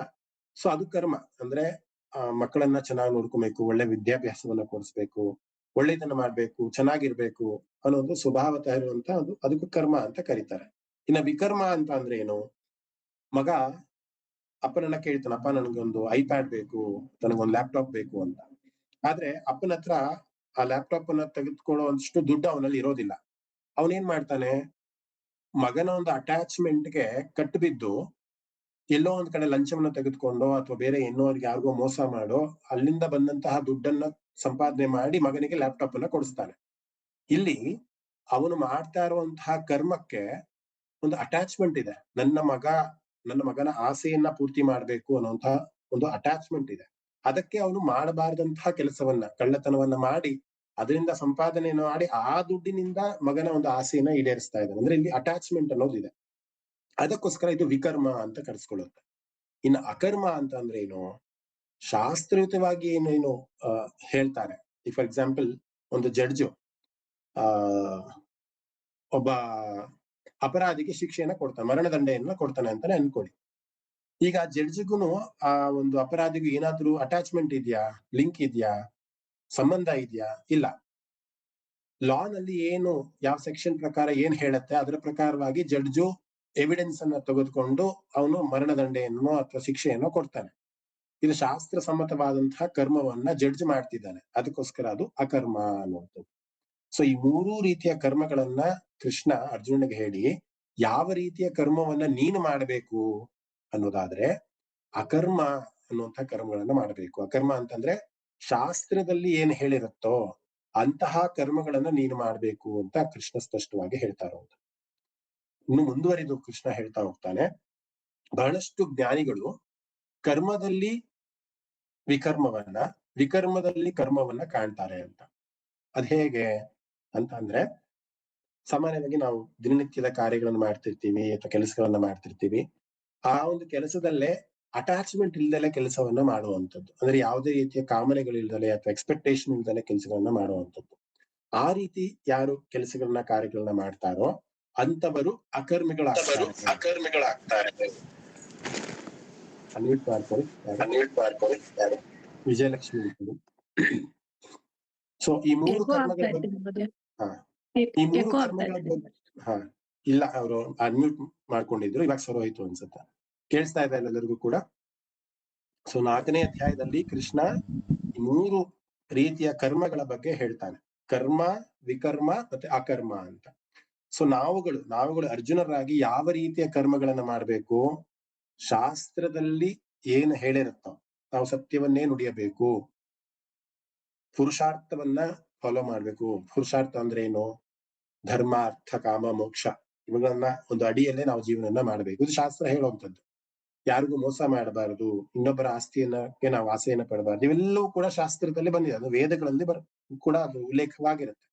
ಸೊ ಆ ರೀತಿ ಕರ್ಮಗಳನ್ನ ಅಟ್ಯಾಚ್ಮೆಂಟ್ ಇಲ್ದಲೆ ಏನ್ ಮಾಡ್ತಾನೆ ಅಂಥವನು ಬುದ್ಧಿವಂತ, ಅಂಥವನು ಜ್ಞಾನಿ ಅನ್ನುವಂತಹ ಒಂದು ಜ್ಞಾನವನ್ನ ಕೃಷ್ಣ ಅರ್ಜುನನಿಗೆ ಹೇಳ್ತಾ ಹೋಗ್ತಾನೆ. ನಾವು ಕರ್ಮಗಳನ್ನ ಮಾಡ್ಬೇಕು. ಯಾರು 3ನೇ ಅಧ್ಯಾಯದಲ್ಲಿ ಕೃಷ್ಣ ಸ್ಪಷ್ಟವಾಗಿ ಹೇಳ್ಬಿಟ್ಟಿದ್ದಾನೆ, ಯಾರು ಕೂಡ ಕರ್ಮಗಳನ್ನ ಮಾಡದರೆ ಇರೋದಕ್ಕೆ ಸಾಧ್ಯನೇ ಇಲ್ಲ. ಎಲ್ಲರೂ ಕೂಡ ಕರ್ಮಗಳನ್ನು ಮಾಡ್ಲೇಬೇಕು. ನಾವು ಸುಮ್ನೆ ತಟಸ್ಥನಾಗಿ ಕೂತ್ಕೊಂಡು ಕಣ್ಣು ಮುಚ್ಕೊಂಡು ಕೂತ್ಕೊಂತೀನಿ ಅಂದ್ರೂ ಒಂದು ಆಲೋಚನೆ ಮಾಡ್ತೀವಲ್ಲ, ಅದು ಕೂಡ ಕರ್ಮನೇ ಅಲ್ವಾ? ಇವತ್ತು ನಾ ಇಲ್ಲಿ ಕೂತ್ಕೊಂಡು ನಾನು ಮೊನ್ನೆ ಯಾವ್ದೋ ಒಂದು ಮಾರ್ಕೆಟ್ ಅಲ್ಲಿ ಯಾವ್ದೋ ಒಂದು ಸೀರೆ ನೋಡಿದೆ, ಆ ಸೀರೆ ತುಂಬಾ ಚೆನ್ನಾಗಿತ್ತಲ್ವಾ, ಅದನ್ನ ಅಪೇಕ್ಷೆ ಪಡೋದು ಕೂಡ ಕರ್ಮನೇ, ಆಲೋಚನೆ ಮಾಡೋದು ಕೂಡ ಕರ್ಮ. ಯಾರು ಕರ್ಮವನ್ನ ಮಾಡದಲೆ ಇರೋದಕ್ಕೆ ಸಾಧ್ಯನೇ ಇಲ್ಲ. ಆದ್ರೆ ರಾಗ ದ್ವೇಷಗಳನ್ನ ತಡೆದು, ನಮ್ಮ ಇಂದ್ರಿಯಗಳನ್ನ ತಡೆದು ನಾವು ಜೀವನವನ್ನ ಮಾಡ್ತೀವಿ ಅಂದ್ರೆ ಯಾವ ರೀತಿ ಜೀವನವನ್ನ ಮಾಡ್ಬೇಕು ಅನ್ನೋದನ್ನ ಕೃಷ್ಣ ಸ್ಪಷ್ಟವಾಗಿ ಒಂದು ಅಧ್ಯಾಯದಲ್ಲಿ ನಾವೆಲ್ಲರೂ ಕೂಡ ಅಕರ್ಮಿಗಳಾಗಿರ್ಬೇಕು. ಕರ್ಮದ ಬಂಧನಕ್ಕೆ ಒಳಗಾಗದೆ ಇರುವಂತಹ ಕರ್ಮಗಳನ್ನು ನಾವು ಮಾಡ್ತಾ ಹೋಗ್ಬೇಕು. ಆಗ ಮಾತ್ರ ನಾವು ಮುಕ್ತಿಗೆ ಹೋಗೋದಕ್ಕೆ ಸಾಧ್ಯ ಆಗುತ್ತೆ ಅನ್ನೋದನ್ನ ಕೃಷ್ಣ ಈ 3 ರೀತಿಯ ಕರ್ಮಗಳನ್ನ ಹೇಳಿ ಸ್ಪಷ್ಟ ಮಾಡ್ಬಿಡ್ತಾರೆ. ಸೊ ಈ ಅಕರ್ಮಿಗಳಾಗಿರ್ಬೇಕಂದ್ರೆ ಏನು ಮೊದಲನೇ ಸ್ಟೆಪ್ ಏನು? ಇಂದ್ರಿಯಗಳನ್ನ ನಾವು ಹತೋಟಿಯಲ್ಲಿ ಇಟ್ಕೊಳ್ಳೋದು. ಇದನ್ನ 2ನೇ ಅಧ್ಯಾಯದಲ್ಲೂ ಕೂಡ ಕೃಷ್ಣ ಬಹಳ ಅಚ್ಚುಕಟ್ಟಾಗಿ ಹೇಳ್ಬಿಟ್ಟಿದ್ದಾನೆ ಅಲ್ವಾ. ಒಂದಿಷ್ಟು ಶ್ಲೋಕಗಳಲ್ಲಿ ವಿಷಯಗಳ ಒಂದು ಆಸಕ್ತಿ ಇಂದ್ರಿಯಗಳಿಂದ ಆಗುತ್ತೆ. ಆ ಇಂದ್ರಿಯ ಮತ್ತೆ ಆ ಕೋಪಕ್ಕೆ ನಮ್ಮನ್ನ ದೂಡುತ್ತೆ, ಕೋಪಕ್ಕೆ ಮತ್ತೆ ಬುದ್ಧಿನಾಶ ಆಗುತ್ತೆ. ಈ ರೀತಿ ಎಲ್ಲವನ್ನು ಕೂಡ ಅವರೊಳ್ಳೆ 2ನೇ ಅಧ್ಯಾಯದಲ್ಲಿ ಕೃಷ್ಣ ಹೇಳ್ಬಿಟ್ಟಿದ್ದಾನೆ. ಈಗ ನಾವೇ ಎಕ್ಸಾಂಪಲ್ ಅಂತ ತಗೊಳ್ಳಿ, ನಾವು ಅಕರ್ಮಿಗಳಾಗ್ಬೇಕು, ಕರ್ಮ ಶಾಸ್ತ್ರೋಹಿತವಾದಂತಹ ಕರ್ಮಗಳನ್ನೇ ಮಾಡ್ಬೇಕು, ಯಾವುದೇ ರೀತಿಯ ಬಂಧನಕ್ಕೆ ಒಳಗಾಗದಲೆ ಅಥವಾ ಅಟ್ಯಾಚ್ಮೆಂಟ್ಗೆ ಒಳಗಾಗದಲೆ ವಿಕರ್ಮಿಗಳಾಗದಲೆ ಕರ್ಮವನ್ನು ಮಾಡ್ಬೇಕು ಅಂದಾಗ ಮೊದಲನೇ ಹೆಜ್ಜೆ ಏನಾಗಿರುತ್ತೆ ನಮ್ದು? ಇಂದ್ರಿಯಗಳನ್ನ ಅಥವಾ ವಿಷಯಗಳನ್ನ ಮಿಲನ ಮಾಡುವಂತಹ, ಅಂದ್ರೆ ನಾನು 2ನೇ ಅಧ್ಯಾಯದಲ್ಲೂ ಕೂಡ ಹೇಳಿದ್ದೆ, ನಮ್ಮ ಇಂದ್ರಿಯಗಳು ಏನನ್ನ ನೋಡ್ತವೆ ಅಂದ್ರೆ ಯಾವ ವಿಷಯಗಳನ್ನ ನೋಡುತ್ತೆ ಅದು ಮನಸ್ಸಿಗೆ ಕಮಾಂಡ್ ಅನ್ನ ಕೊಡ್ತಾ ಹೋಗುತ್ತೆ. ಯಾರ್ಯಾರು 2ನೇ ಅಧ್ಯಾಯ ಮಾಡಿದಾಗ ಇರ್ಲಿಲ್ವೋ ಅವ್ರಿಗೆ ಹೇಳ್ತಾ ಇರುವಂತ ಇನ್ನೊಂದು ರಿವಿಷನ್ ಅಂತ ಅನ್ಕೊಳ್ಳಿ. ಇದು ಕಾನ್ಸೆಪ್ಟ್ ಆಕ್ಚುಲಿ ಸೈಕಾಲಜಿಕಲ್ ಕಾನ್ಸೆಪ್ಟ್, ಅದಕ್ಕೋಸ್ಕರ ಇನ್ನೊಂದ್ಸತಿ ಅದನ್ನ ಹೇಳ್ತಾ ಇದ್ದೀನಿ.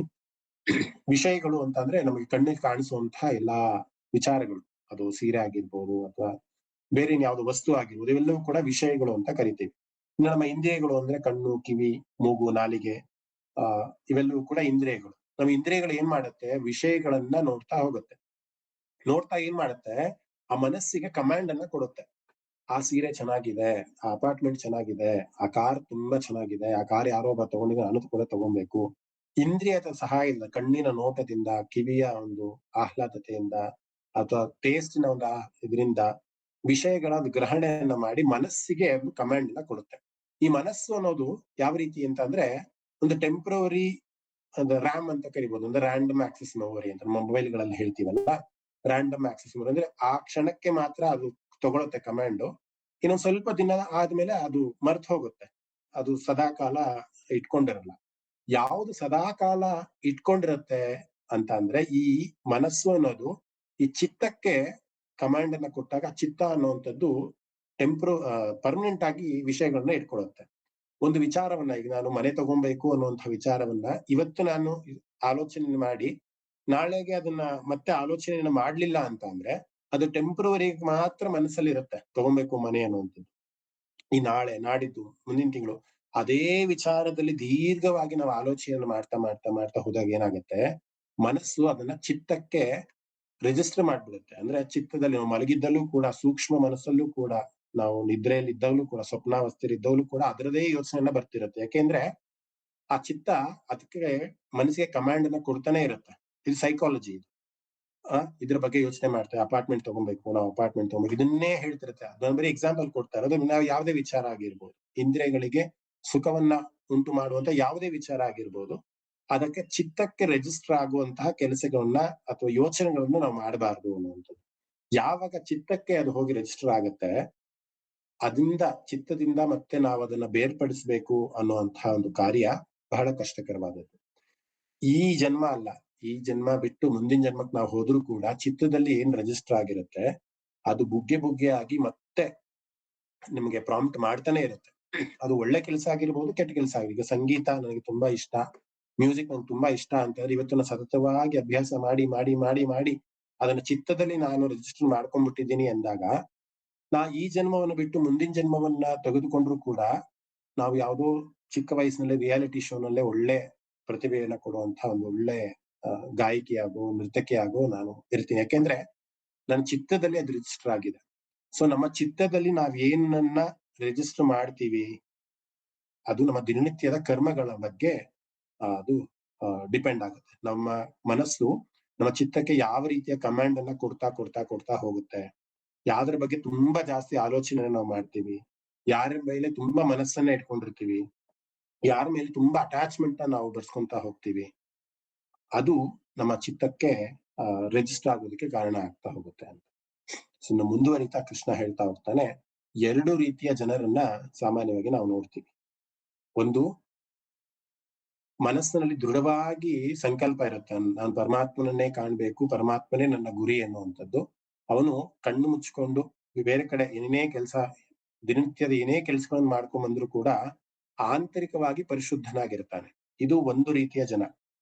ಇನ್ನೊಂದು ರೀತಿಯ ಜನ ಇರ್ತಾರೆ, ಅದು ಬಹಳಷ್ಟು ಜನ ಈಗಿನ ಒಂದು ಕಲಿಯುಗದಲ್ಲಿ ಇದ್ದಾರೆ.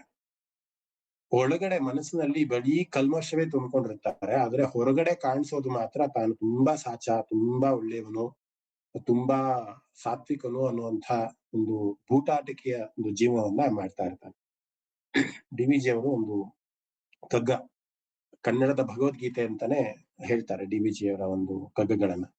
ಎರಡು ಕೋಣೆಗಳ ನೀಮಾಡು ಮನದಂಗಳದಿ, ಹೊರ ಕೋಣೆಗಳಲ್ಲಿ ಲೋಕದಾಟಗಳ ನಾಡು, ವಿರಮಿಸೊಬ್ಬನೇ ಅಂತರಂಗದಲ್ಲಿ ಮಂಕುತಿಮ್ಮ ಅಂತ ಡಿ ವಿ ಜಿ ಅವರು ಹೇಳ್ತಾರೆ.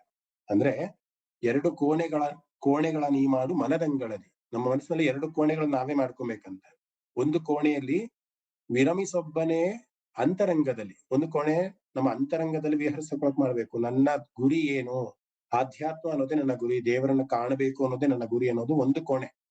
ಇನ್ನೊಂದು ಕೋಣೆಯಲ್ಲಿ ಹೊರಗಡೆ ಪ್ರಪಂಚಕ್ಕೆ ನೀನ್ ಯಾವ ರೀತಿ ಇರಬೇಕು, ನಿನ್ನ ಕರ್ಮಗಳು ಯಾವ ರೀತಿ ನೀನ್ ಮಾಡ್ಬೇಕು ಅದನ್ನ ನೀನ್ ಮಾಡ್ಕೊಂಬ. ನೀನು ಆಫೀಸ್ಗೆ ಹೋಗಿ ವ್ಯಾಪಾರ ಅಂದಾಗ ಯಾರು ಕೂಡ ಪ್ರಾಫಿಟ್ ಇಲ್ದಲೆ ಯಾರು ವ್ಯಾಪಾರ ಮಾಡಕ್ಕಾಗಲ್ಲ, ಅದು ನಿನ್ನ ಕರ್ಮ. ಅಯ್ಯೋ ನಾನು ಪ್ರಾಫಿಟ್ ಮಾರ್ಜಿನ್ ಇಟ್ಕೊಂಡಲ್ಲ ವ್ಯಾಪಾರ ಮಾಡ್ತೀನಿ ಅಂದ್ರೆ, ನಾನು ಅವಲ್ಲಿ ಕತೆ ಹೇಳಿದ್ನಲ್ಲ ಆ ರೀತಿ ಆಗತ್ತೆ. ಒಂದ್ ಸ್ವಲ್ಪ ಆದ್ರೂ ಮಾರ್ಜಿನ್ ಇಟ್ಕೊಂಡ್ ಮಾಡ್ಲೇಬೇಕು. ಆ ರೀತಿ ಎರಡು ಕೋಣೆಗಳ ಮಾಡು, ಎರಡು ಕೋಣೆಗಳ ನೀ ಮಾಡು ಮನದಂಗಳದಿ, ಹೊರ ಕೋಣೆಗಳಲ್ಲಿ ಲೋಕದ ಆಟಗಳ ನಾಡು, ವಿರಮಿಸೊಬ್ಬನೇ ಅಂತರಂಗದಲ್ಲಿ ಮಂಕುತಿಮ್ಮ ಅಂತ ಡಿ ವಿ ಜಿ ಅವರು ಹೇಳ್ತಾರೆ. ಸದಾ ನಾವು ಬಾಹ್ಯದಲ್ಲಿ ಒಳ್ಳೆಯವರಾಗಿದ್ಕೊಂಡು ಅಂತರಂಗದಲ್ಲಿ ಕೆಟ್ಟವರಾಗಿದ್ರೆ ದೇವರು ಕೂಡ ಮೆಚ್ಚಲ್ಲ. ಅಂತರಂಗದಲ್ಲಿ ಒಳ್ಳೆಯವರಾಗಿದ್ಕೊಂಡು ಬಾಹ್ಯದಲ್ಲಿ ಕೆಟ್ಟವರಾಗಿದ್ರು ಪರವಾಗಿಲ್ಲ. ಎಷ್ಟೋ ಜನರು ಆ ಥರದವ್ರು ನಾನು ನೋಡಿದ್ದೀನಿ. ಆಚೆ ಕಡೆ ಬಂದು ಬಹಳ ಗಡಸಾಗಿ ಒರಟಾಗಿ ಮಾತಾಡ್ತಾರೆ, ಆದ್ರೆ ಮನಸ್ಸಲ್ಲಿ ಮಾತ್ರ ತುಂಬಾ ಸೂಕ್ಷ್ಮ, ಒಳಗಡೆ ಬಾಕ್ಲ ಹಾಕೊಂಡು ಅಳೋಂತಹ ವ್ಯಕ್ತಿಗಳನ್ನು ಕೂಡ ನೋಡಿ. ಅಯ್ಯೋ ನಾನು ಯಾಕೆ ಆ ರೀತಿ ಹೇಳ್ಬಿಟ್ನೋ, ನನ್ನ ಹತ್ರ ಹೇಳ್ಬಾರ್ದಾಗಿತ್ತು ಅಂತ. ಅಂದ್ರೆ ಸ್ವಭಾವತಃ ಅವರ ವ್ಯಕ್ತಿತ್ವ ಆ ರೀತಿ ಇದ್ರೂ ಕೂಡ ಮನಸ್ಸು ಬಹಳ ಕಲ್ಮಶರಹಿತವಾಗಿರುತ್ತೆ. ಸೊ ಅಂತವರ ಬಗ್ಗೆ ಕೂಡ ಇಲ್ಲಿ ಕೃಷ್ಣ ಪ್ರಸ್ತಾಪವನ್ನು ಮಾಡ್ತೀನಿ. ಎರಡು ರೀತಿಯ ಜನರನ್ನ ನಾನು ನೋಡ್ತೀನಿ, ಅವ್ರು ಯಾವ್ಯಾವ ರೀತಿ ಕರ್ಮಗಳನ್ನ ಮಾಡ್ತಾ ಹೋಗ್ತಾರೆ ಅಂತ. ಸೊ ಈ ರೀತಿ ಹೇಳ್ತಾ ಒಂದಿಷ್ಟು ಯಜ್ಞಗಳ ಬಗ್ಗೆ ಕೃಷ್ಣ ಹೇಳ್ತಾ ಹೋಗ್ತಾನೆ. ಅಂದ್ರೆ 12 ಯಜ್ಞಗಳ ಬಗ್ಗೆ ಕೃಷ್ಣ ಹೇಳ್ತಾನೆ. ಯಜ್ಞ ಅಂತ ಅಂದ್ರೆ ಏನಿಲ್ಲಿ ಒಂದು ಅರ್ಥ ಮಾಡ್ಕೊಬೇಕಾದ್ರೆ, ಯಜ್ಞ ಅಂತ ಅಂದ್ರೆ ಕೆಲಸ ಅನ್ನುವಂಥದ್ದು, ಮನದಲ್ಲಿ ಆಗಿರುವಂತಹ ಕೆಲಸ, ಅಂದ್ರೆ ಅಂತರಂಗದಲ್ಲಿ ಆಗುವಂತ ಕೆಲಸಕ್ಕೆ ಯಜ್ಞ ಅಂತ ಕೂಡ ಕರೀತಾರೆ. ಸೊ ಒಂದಿಷ್ಟು ಒಂದು 25 ಶ್ಲೋಕದಿಂದ 33 ಶ್ಲೋಕದವರೆಗೂ ಕೂಡ 12 ಯಜ್ಞಗಳ ಬಗ್ಗೆ ಕೃಷ್ಣ ಮಾಡ್ತಾ ಹೋಗ್ತಾನೆ. ಅದು ತುಂಬಾ ಡೀಟೇಲ್ ಆಗಿ ಇನ್ನೊಂದು 20 ನಿಮಿಷ ತಗೊಂಬೋದಾ? ತೊಂದರೆ ಇಲ್ವಾ? ಇನ್ನೊಂದ್ ಸ್ವಲ್ಪ ಡೀಟೇಲ್ ಆಗಿ ಹೇಳೋದಾದ್ರೆ ಯಾರಿಗೂ ಏನು ತೊಂದರೆ ಇಲ್ಲ. ಯಾಕೆಂದ್ರೆ ಯಜ್ಞಗಳ ವಿಚಾರ ಬಹಳ ದೀರ್ಘವಾಗಿ ಹೇಳ್ಬೇಕಾದಂತ ವಿಚಾರ, ಅದಕ್ಕೋಸ್ಕರ 12 ರೀತಿಯ ಯಜ್ಞಗಳ ಬಗ್ಗೆ ಕೃಷ್ಣ ಹೇಳ್ತಾ ಹೋಗ್ತಾನೆ. ಯಾವ್ಯಾವ್ದು ಅದು ಯಜ್ಞಗಳು? ದ್ರವ್ಯ ಯಜ್ಞ ಅನ್ನೋದು ಒಂದು ರೀತಿಯ ಯಜ್ಞ. ದ್ರವ್ಯ ಯಜ್ಞ ಅಂತಂದ್ರೆ ಸಾಮಾನ್ಯವಾಗಿ ನಾವು ಯಜ್ಞಗಳನ್ನ ಹೋಮಕುಂಡವನ್ನ ನೋಡ್ತೀವಲ್ಲ, ಅದನ್ನ ದ್ರವ್ಯಗಳನ್ನ ಹಾಕ್ತಾ ಹೋಗ್ತೀವಿ. ಇಲ್ಲಿ ನಾನು ಹೋಮಕುಂಡ ಅಂತ ನಾನು ಹೇಳಿದಾಗ ನೀವು ದೇವಸ್ಥಾನದಲ್ಲಿ ಮಾಡುವಂತಹ ಯಜ್ಞದ ಒಂದು ಚಿತ್ರಣವನ್ನ ತೆಗೆದುಕೊಬೇಡಿ. ನಮ್ಮ ದೇಹವೇ ಒಂದು ಯಜ್ಞದ ಕುಂಡ, ಆಯ್ತಾ? ನಾನು ಆಗ್ಲೇ ಹೇಳಿದ್ನಲ್ಲ, ಮನಸ್ಸು ಮತ್ತು ಚಿತ್ತಕ್ಕೆ ಕೊಡುವ ಆಲೋಚನೆಗಳು ಅಂತ. ಈ ದ್ರವ್ಯ ಅನ್ನುವಂಥದ್ದು ನಮ್ಮ ಮನಸ್ಸಿಗೆ ಅಥವಾ ಚಿತ್ತಕ್ಕೆ ಹಾಕುವಂತಹ ಒಂದು ದ್ರವ್ಯ. ನಮ್ಮ ಚಿತ್ತಕ್ಕೆ ನಾವೇನ್ ಹಾಕ್ತಿವೋ ಅದೇ ಔಟ್ಪುಟ್ ಆಗಿ ಕೂಡ ಬರುತ್ತೆ ಅಲ್ವಾ? ಈಗ ನಾವು ಒಂದು ಬೆಂಕಿಗೆ ತುಪ್ಪವನ್ನ ಸುರಿದ್ರೆ ಬೆಂಕಿ ಇನ್ನು ಜೋರಾಗಿ ಉರಿಯೋಕ್ ಪ್ರಾರಂಭ ಆಗುತ್ತೆ. ಹೌದಾ? ದ್ರವ್ಯ ಯಜ್ಞ ಅಂತ ಕೃಷ್ಣ ಪ್ರಸ್ತಾಪವನ್ನು ಮಾಡ್ತಾರೆ. ದ್ರವ್ಯ ಯಜ್ಞ ಅಂದ್ರೆ ಏನು? ದ್ರವ್ಯ ಅಂತ ಅಂದ್ರೆ ನಾವು ಹೋಮಕುಂಡಕ್ಕೆ ಹಾಕುವಂತಹ ಎಲ್ಲಾ ವಸ್ತುಗಳು, ಕಟ್ಟಿಗೆ ಇರ್ಬೋದು, ತುಪ್ಪ ಇರ್ಬೋದು, ಇದಕ್ಕೆಲ್ಲ ಕೂಡ ದ್ರವ್ಯ ಅಂತ ಸಾಮಾನ್ಯವಾಗಿ ನಮ್ಮ ಆಡು ಭಾಷೆಯಲ್ಲಿ ಹೇಳ್ತೀವಿ. ಆದ್ರೆ ಭಗವದ್ಗೀತೆಯಲ್ಲಿ ನಾವು ಅರ್ಥೈಸ್ಕೊಬೇಕಾದ್ರೆ ನಮ್ಮ ಮನಸ್ಸು ಅಥವಾ ನಮ್ಮ ಚಿತ್ತಕ್ಕೆ ಹಾಕುವಂತಹ ವಿಚಾರಗಳನ್ನ ದ್ರವ್ಯ ಯಜ್ಞ ಅಂತ ಕರೀತಾರೆ. ಸೊ ನಾವು ಯಾವ ವಿಚಾರಗಳನ್ನ ಮನಸ್ಸಿಗೆ ಹಾಕೊಬೇಕು? ಒಳ್ಳೆಯ ಸದ್ವಿಚಾರಗಳನ್ನ ಮನಸ್ಸಿಗೆ ಹಾಕೊಬೇಕು. ಒಳ್ಳೆಯ ಇನ್ನೊಬ್ಬರಿಗೆ ಉಪಕಾರ ಆಗುವಂತಹ ಒಂದು ವಿಚಾರಗಳನ್ನ ನಮ್ಮ ಮನಸ್ಸಲ್ಲಿ ಚಿತ್ತದಲ್ಲಿ ರಿಜಿಸ್ಟರ್ ಮಾಡ್ಕೊಬೇಕು. ಆಗ ನಮಗೆ ದೇವರ ಹತ್ರ ಹೋಗೋದಕ್ಕೆ ಬಹಳ ಅನುಕೂಲ ಆಗತ್ತೆ. ಅದಕ್ಕೋಸ್ಕರ ಆ ರೀತಿಯ ಕರ್ಮಗಳನ್ನ, ಯಜ್ಞ ಅಂತಂದ್ರೆ ಕರ್ಮ ಅಂತಂದ್ರೆ ಕೆಲಸ, ಆಯ್ತಾ? ಇನ್ನು ತುಂಬಾ ಸುಲಭವಾಗಿ ಹೇಳ್ಬೇಕಂದ್ರೆ, ಸೊ ಯಾವ ರೀತಿಯ ಕೆಲಸಗಳನ್ನ ನಾವು ಮಾಡ್ಬೇಕು ಅಂತ ಅಂದ್ರೆ ನಮ್ಮ ಮನಸ್ಸಿನಲ್ಲಿ ಒಳ್ಳೆ ವಿಚಾರಗಳನ್ನ ಹಾಕುವಂತ ಒಂದು ದ್ರವ್ಯ ಯಜ್ಞವನ್ನ ಮಾಡ್ಬೇಕು ಅಂತ ಕೃಷ್ಣ ಹೇಳ್ತಾನೆ. ಇನ್ನೊಂದು ಜ್ಞಾನ ಯಜ್ಞ ಅಂತ ಎರಡನೇದು. ಜ್ಞಾನ ಯಜ್ಞ ಅಂತ ಅಂದ್ರೆ ಏನು? ನಮ್ಮ ಅಹಂಕಾರವನ್ನ ಅಥವಾ ನಮ್ಮ ಈಗೋವನ್ನ ಸ್ಯಾಕ್ರಿಫೈಸ್ ಮಾಡುವಂಥದ್ದು. ಯಾವಾಗ ಸ್ಯಾಕ್ರಿಫೈಸ್ ಆಗತ್ತೆ?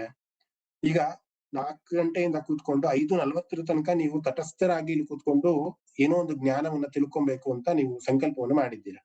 ಅಂದ್ರೆ ನೀವು ಬೇರೆ ಕೆಲಸಕ್ಕೆ ಕೊಡಬೇಕಾದಂತಹ ಪ್ರಾಮುಖ್ಯತೆಯನ್ನ ಬಿಟ್ಟು ಇಲ್ಲಿಗೆ ಬಂದು ಕೂತಿದ್ದೀರಾ. ಅಂದ್ರೆ ಬೇರೆ ಕೆಲಸ ನಿಮ್ಗೆ ಪ್ರಾಮುಖ್ಯತೆ ಇಲ್ಲ ಅಂತ ಆಯ್ತು. ಸೊ ಇದು ಜ್ಞಾನ ಯಜ್ಞ ಅಂದ್ರೆ ಏನೋ ತಿಳ್ಕೊಬೇಕು ಅನ್ನುವಂತ ಹಸಿವು ಏನಿರುತ್ತಲ್ಲ, ಅದಕ್ಕೆ ಜ್ಞಾನ ಯಜ್ಞ ಅಂತ ಕರೀತಾರೆ. ಅದ್ ಯಾವುದೇ ವಿಚಾರ ಆಗಿರ್ಬೋದು, ಅಂದ್ರೆ ಸಾತ್ವಿಕವಾದಂತಹ ವಿಚಾರಗಳು, ಅದಕ್ಕೆ ಜ್ಞಾನ ಯಜ್ಞ ಅಂತ ಕರೆದ್ರು.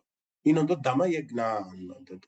ಧಮಯಜ್ಞ ಅಂತ ಅಂದ್ರೆ ನಮ್ಮ ಸೆನ್ಸಸ್ ಏನಿರುತ್ತಲ್ಲ, ನಮ್ಮ ಇಂದ್ರಿಯಗಳನ್ನ ಕಂಟ್ರೋಲ್ಗೆ ತೆಗೆದುಕೊಳ್ಳೋದು. ಧಮ ಅಂತ ಅಂದ್ರೆ ನಾಶ ಮಾಡುವಂಥದ್ದು.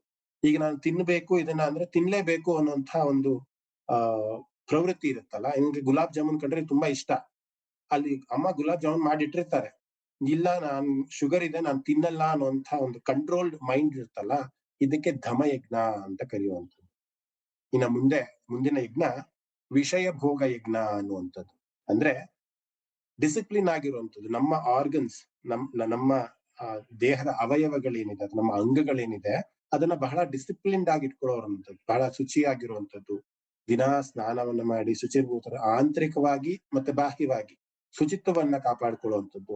ನಮ್ಮ ದೇಹದ ಬಗ್ಗೆ ನಮಗೆ ಲಕ್ಷ್ಯವನ್ನ ಕೊಡುವಂಥದ್ದು. ಇದು ಕೂಡ ಒಂದು ಯಜ್ಞವೇ. ಯಾಕೆಂದ್ರೆ ನಮ್ಮ ಮುಕ್ತಿ, ಆತ್ಮಕ್ಕೆ ಮುಕ್ತಿ ಸಿಗೋದಕ್ಕಾಗೋದಿಲ್ಲ. ದೇಹಧಾರಿಗಳಾದ್ರೆ ಮಾತ್ರನೇ ನಮ್ಗೆ ಮುಕ್ತಿ ಸಿಗೋದಕ್ಕಾಗೋದು. ಈ ದೇಹ ಅನ್ನುವಂತಹ ಒಂದು ವೆಹಿಕಲ್ ನ ಯೂಸ್ ಮಾಡ್ಕೊಂಡೇ ನಾವು ಡೆಸ್ಟಿನೇಷನ್ ಹೋಗಿ ರೀಚ್ ಆಗ್ಬೇಕು. ಅದಕ್ಕೋಸ್ಕರ ದೇಹ ಅನ್ನೋದು ಕೂಡ ತುಂಬಾ ಇಂಪಾರ್ಟೆಂಟ್ ಆಗುತ್ತೆ. ಅದಕ್ಕೋಸ್ಕರ ಅದು ವಿಷಯ ಭೋಗ ಯಜ್ಞ ಅನ್ನುವಂಥದ್ದು ಒಂದು ಯಜ್ಞ. ಕೃಷ್ಣ ಇಷ್ಟು ಡೀಟೇಲ್ ಆಗಿ ಹೇಳದೇ ಇದ್ರು ಒಂದು 4 ಶ್ಲೋಕದಲ್ಲಿ 12 ಯಜ್ಞಗಳ ಬಗ್ಗೆ, ಅಂದ್ರೆ ಕರ್ಮಗಳ ಬಗ್ಗೆ ಕೃಷ್ಣ ಹೇಳ್ತಾ ಹೋಗ್ತಾನೆ.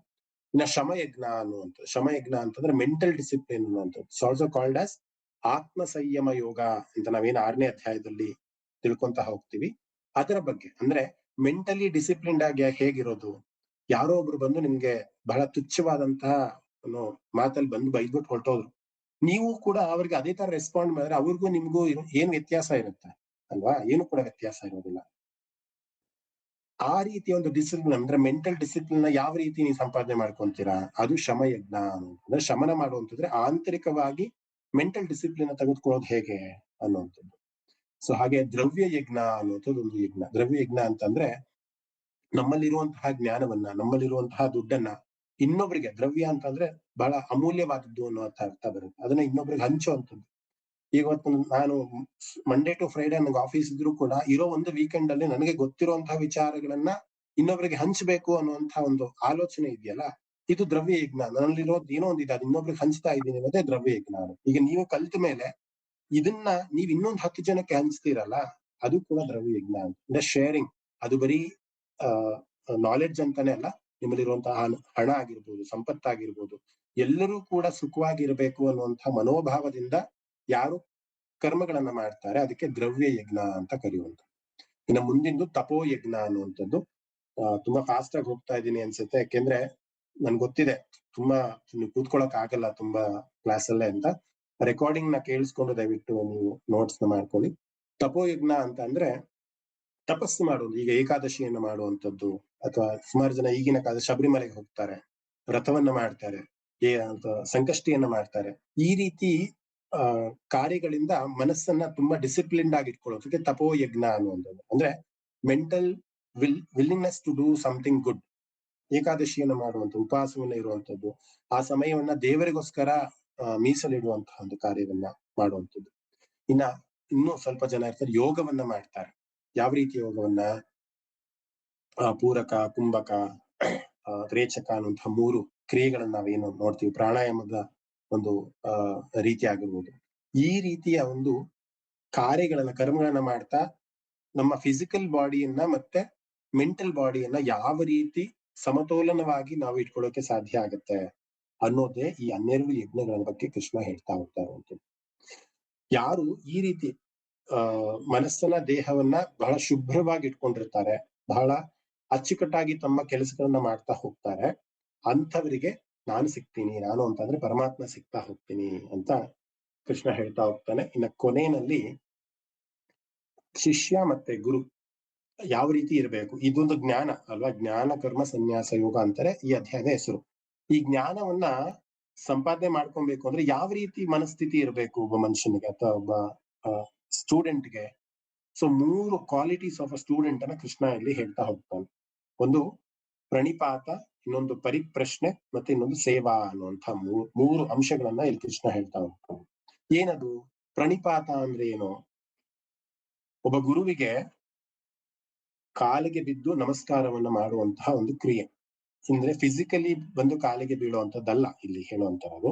ನಿಮ್ಮ ಅಹಂಕಾರವನ್ನು ಬಿಟ್ಟು, ಇಲ್ಲಿ ಬಹಳಷ್ಟು ಜನ ಸೀನಿಯರ್ಸ್ ಇದ್ದಾರೆ, ನನಗಿಂತ ವಯಸ್ಸಿನಲ್ಲಿ ಬಹಳ ದೊಡ್ಡವರು ಇದ್ದೀರಾ.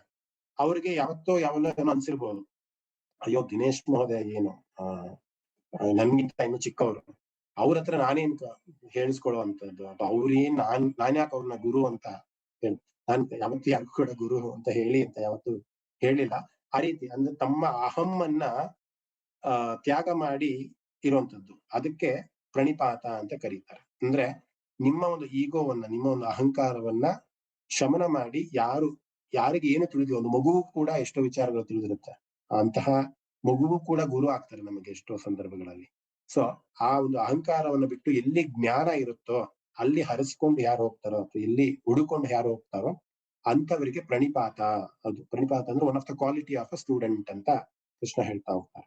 ನಮ್ ಎರಡನೇ ಕ್ವಾಲಿಟಿ ಏನಂದ್ರೆ, ಜ್ಞಾನಿ ಆಗ್ಬೇಕು ಅನ್ನೋನಿಗೆ ಇರ್ಬೇಕಾದಂತಹ ಲಕ್ಷಣ ಏನು ಅಂತ ಅಂದ್ರೆ ಪರಿಪ್ರಶ್ನ ಅಂತಂದ್ರೆ, ಇವತ್ತು ಏನೋ ಒಂದು ಶ್ಲೋಕವನ್ನ ಹೇಳಿದೆ ಅಥವಾ ಏನೋ ಒಂದು ಭಗವದ್ಗೀತೆ ಸಾರಾಂಶವನ್ನ ಹೇಳಿದೆ, ಏನೋ ಅರ್ಥ ಆಗಿಲ್ಲ, ಕ್ಲಾಸಲ್ಲಿ ಅರ್ಥ ಆಗಿಲ್ಲ ನಿಮ್ಗೆ, ಅದನ್ನ ನೀವು ಕೇಳೋದು ಇಲ್ಲ. ಅಥವಾ ವಾಟ್ಸಪ್ ಈಗ ಓಪನ್ ಆಗುತ್ತೆ, ನಾನು ವಾಟ್ಸಪ್ ಓಪನ್ ಮಾಡೋ ಉದ್ದೇಶನೇ ನಿಮ್ಗೆ ಅದು, ನಿಮ್ಮಲ್ಲಿ ಏನೋ ಡೌಟ್ಸ್ ಇದ್ರೆ ದಯವಿಟ್ಟು ಕೇಳಿ ಅಂತ. ಆದ್ರೆ ಯಾರು ಏನು ಕೇಳ್ದಲೆ ತಮ್ಮ ಒಂದು ಸಂದೇಹವನ್ನ ಹಾಗೆ ಇಟ್ಕೊಂಡ್ಬಿಟ್ರೆ ಅದು ನಿಮ್ಮಲ್ಲಿ ಜ್ಞಾನ ಅನ್ನೋದು ಹೇಗ್ ಬರುತ್ತೆ? ಬರೋದಕ್ಕೆ ಸಾಧ್ಯ ಇಲ್ಲ. ಅದಕ್ಕೆ ಕೃಷ್ಣ ಹೇಳುವಂತ ಮಾತು, ನಾನು ಹೇಳುವಂತ ಮಾತಲ್ಲ. ನಮಗೆ ಸಂದೇಹಗಳಿದ್ದಲ್ಲಿ, ನಮಗೆ ಜ್ಞಾನದ ಒಂದು ಕೊರತೆ ಇದ್ದಲ್ಲಿ ಅಥವಾ ಸಂದೇಹಗಳಿದ್ದಲ್ಲಿ ಅದನ್ನ ಪ್ರಶ್ನೆ ಮಾಡಿ ಕೇಳ್ಬೇಕು. ಆದ್ರೆ ಈಗಿನ ಕಾಲದ ಮಕ್ಕಳೆಲ್ಲ ಯಾವ ರೀತಿ ಇದಾರೆ, ಗುರುಗಳನ್ನ ಯಾವ ರೀತಿ ಪ್ರಶ್ನೆ ಮಾಡ್ತಾರೆ ಅಂದ್ರೆ ಅವ್ರನ್ನೇ ಟೆಸ್ಟ್ ಮಾಡುವಂತಹ ರೀತಿಯಲ್ಲಿ ಪ್ರಶ್ನೆ ಮಾಡ್ತಾರೆ. ಅದು ಆ ರೀತಿ ಅಲ್ಲ. ನಿಜವಾದ ಸಂದೇಹ ಇದ್ದಾಗ ಮಾತ್ರ ಪ್ರಶ್ನೆ ಮಾಡ್ಬೇಕು ಅನ್ನುವಂಥದ್ದು. ಇನ್ನ ಮೂರನೇದು ಒಂದು ಸೇವಾ ಅನ್ನುವಂಥದ್ದು. ಸೇವಾ ಅಂತ ಅಂದ್ರೆ ಆಗಿನ ಕಾಲದೆಲ್ಲ ಗುರುಕುಲಗಳು ಇರ್ತಾ ಇತ್ತು. ಗುರು ಮತ್ತೆ ಗುರುಪತ್ನಿ ನಿಜವಾದ ತಂದೆ ತಾಯಿಯ ರೂಪದಲ್ಲಿ ನೋಡಿ ಅವ್ರಿಗೆ ಬೇಕಾದಂತಹ ಎಲ್ಲಾ ಕೆಲಸಗಳನ್ನ, ಸೌದೆಗಳನ್ನ ಅಥವಾ ಬೇರೆ ಎಲ್ಲಾ ಕೆಲಸಗಳನ್ನ ಬಂದು ಮಾಡ್ಕೊಂತ ಹೋಗ್ತಾ ಇದ್ರು. ಅದಕ್ಕೋಸ್ಕರ ಸೇವಾ ಅನ್ನುವಂತಹ ಒಂದು. ಬಟ್ ಈಗಿನ ಕಾಲದಲ್ಲಿ ಆ ರೀತಿ ಇಲ್ಲ. ಈಗಿನ ಕಾಲದಲ್ಲಿ ಯಾವ ರೀತಿ ಅಂದ್ರೆ ದುಡ್ಡು ಕೊಟ್ರೆ ಎಲ್ಲವೂ ಕೂಡ ಸಿಕ್ಬಿಡುತ್ತೆ ಅನ್ನುವಂತಹ ಒಂದು ಪ್ರವೃತ್ತಿಯಲ್ಲಿ ನಾವಿದ್ದೀವಿ. ಸೊ ಸೇವಾ ಮನೋಭಾವದ ಅಂತ ಅಂದ್ರೆ ಗುರುವಿಗೆ ಏನ್ ಅವಶ್ಯಕತೆ ಇದೆ, ಆ ಅವಶ್ಯಕತೆಯನ್ನ ಈಡೇರಿಸುವಂತಹ ಒಂದು ಮನೋಭಾವವನ್ನು ಒಬ್ಬ ಶಿಷ್ಯ ಇಟ್ಕೊಂಡಿರ್ಬೇಕು ಅಂತ. ಸೊ ಇಲ್ಲಿ ಜ್ಞಾನ ಯೋಗದಲ್ಲಿ ಕೃಷ್ಣ ಯಾಕೆ ಈ ಶಿಷ್ಯರಲ್ಲಿ ಇರಬೇಕಾದಂತಹ ಕ್ವಾಲಿಟೀಸ್ ನ ಯಾಕೆ ಕೃಷ್ಣ ಹೇಳ್ತಿದ್ದಾನೆ ಅಂತ ಅಂದ್ರೆ, ಯಾರು ಜ್ಞಾನವನ್ನ ಸಂಪಾದನೆ ಮಾಡ್ಕೊಬೇಕು ಅನ್ನುವಂತಹ ಒಂದು ಮನಸ್ಥಿತಿ ಯಾರಿಗಿರುತ್ತೆ ಅಥವಾ ಹಸಿವು ಯಾರಿಗಿರುತ್ತೆ ಅಂಥವನು ಈ ರೀತಿ ಇರ್ತಾನೆ ಅಂತ. ಅಂದ್ರೆ ಗುರುಗಳ ಪಾದಕ್ಕೆ ಹೋಗಿ ತಿರುಗ್ತಾನೆ, ನನಗೆ ವಿದ್ಯೆಯನ್ನು ಕೊಡು, ನನಗೆ ಜ್ಞಾನವನ್ನು ಕೊಡು ಅನ್ನುವಂತಹ ಒಂದು ಮುಮುಕ್ಷು ಆಗಿ ಅವನು ಇರ್ತಾನೆ. ಮತ್ತೆ ಪರಿಪ್ರಶ್ನೆಯನ್ನ ಮಾಡ್ತಾನೆ, ಅವನಲ್ಲಿದ್ದ ಸಂದೇಹಗಳೆಲ್ಲವನ್ನೂ ಕೂಡ ಅವನು ನಿವಾರಣೆಯನ್ನು ಮಾಡ್ಕೊಂತಾನೆ. ಮತ್ತೆ ಸೇವಾ ಮನೋಭಾವದಲ್ಲಿ ಇರ್ತಾನೆ. ಸೇವಾ ಮನೋಭಾವ ಅಂತ ಅಂದ್ರೆ ಗುರುವಿಗೆ ಏನ್ ಅವಶ್ಯಕತೆ ಇದೆ ಅಥವಾ ಗುರುವಿಗೆ ನಾನು ಯಾವ ರೀತಿ ಸಹಾಯ ಮಾಡಬಹುದು, ಅಥವಾ ನನ್ನಲ್ಲಿ ಇರುವಂತಹ ಅಲ್ಪ ಶಕ್ತಿಯಲ್ಲಿ ನಾನು ಯಾವ ರೀತಿ ಗುರುವಿಗೆ ಹೆಲ್ಪ್ ಮಾಡಬಹುದು ಅನ್ನುವಂತ ಮನೋಭಾವದಲ್ಲಿ ಇರ್ತಾನೆ. ಅಂಥವರಿಗೆ ಮಾತ್ರ, ಅಂತಹ ಮನಸ್ಥಿತಿ ಇರೋರಿಗೆ ಮಾತ್ರ ಜ್ಞಾನ ಅನ್ನುವಂಥದ್ದು ಬರುತ್ತೆ ಅಂತ ಕೃಷ್ಣ ಹೇಳ್ತಾ, ಒಂದು ಕೊನೆಯದಾಗಿ ಒಂದಿಷ್ಟು 4-5 ಶ್ಲೋಕದಲ್ಲಿ ಕೃಷ್ಣ ಹೇಳುವಂತ ಮಾತು ಬಹಳ ಇಂಪಾರ್ಟೆಂಟ್ ಆದಂತಹ ಒಂದು ವಿಚಾರ. ಯಾರು ನನಗೆ ತುಂಬಾ ಇಷ್ಟ, ಯಾರು ಕೃಷ್ಣನಿಗೆ ಬಹಳ ಇಷ್ಟನಾಗ್ತಾರೆ ಅಂತಂದ್ರೆ, ಯಾರು ಈ ಜ್ಞಾನವನ್ನ ಸಂಪಾದನೆ ಮಾಡ್ಕೊಂಡಿರ್ತಾರಲ್ಲ ಅಂಥವ್ರು ನನಗೆ ತುಂಬಾ ಆಪ್ತರಾಗ್ತಾರೆ. ಅವರನ್ನ ಕಂಡ್ರೆ ನಂಗೆ ತುಂಬಾ ಇಷ್ಟ. ಯಾಕೆಂದ್ರೆ ಪರಮಾತ್ಮ ಯಾರು ಅಂತ ತಿಳ್ಕೊಂಡಿರ್ತಾರೆ.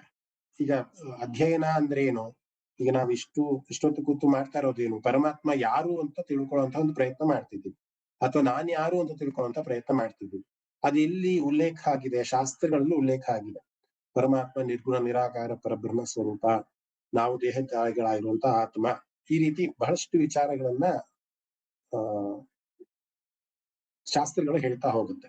ಸೊ ಯಾರು ತುಂಬಾ ಇಷ್ಟ ಆಗ್ತಾರೆ ಕೃಷ್ಣನಿಗೆ ಅಂತಂದ್ರೆ ಯಾರು ಇಂಥ ಜ್ಞಾನವನ್ನು ಸಂಪಾದನೆ ಮಾಡಿರ್ತಾರೆ, ಮತ್ತೆ ಈ ಜ್ಞಾನವನ್ನ ಸಂಪಾದನೆ ಮಾಡುವಂತಹ ಒಂದು ಕ್ರಿಯೆನಲ್ಲಿ ಯಾರು ಶ್ರದ್ಧಾವಂತರಾಗಿರ್ತಾರೆ, ಶ್ರದ್ಧಾವಾನ್ ಲಭತೆ ಜ್ಞಾನಂ ಅಂತ ಒಂದು ಭಗವದ್ಗೀತೆಯಲ್ಲಿ ಬರುವಂತಹ ಮಾತು.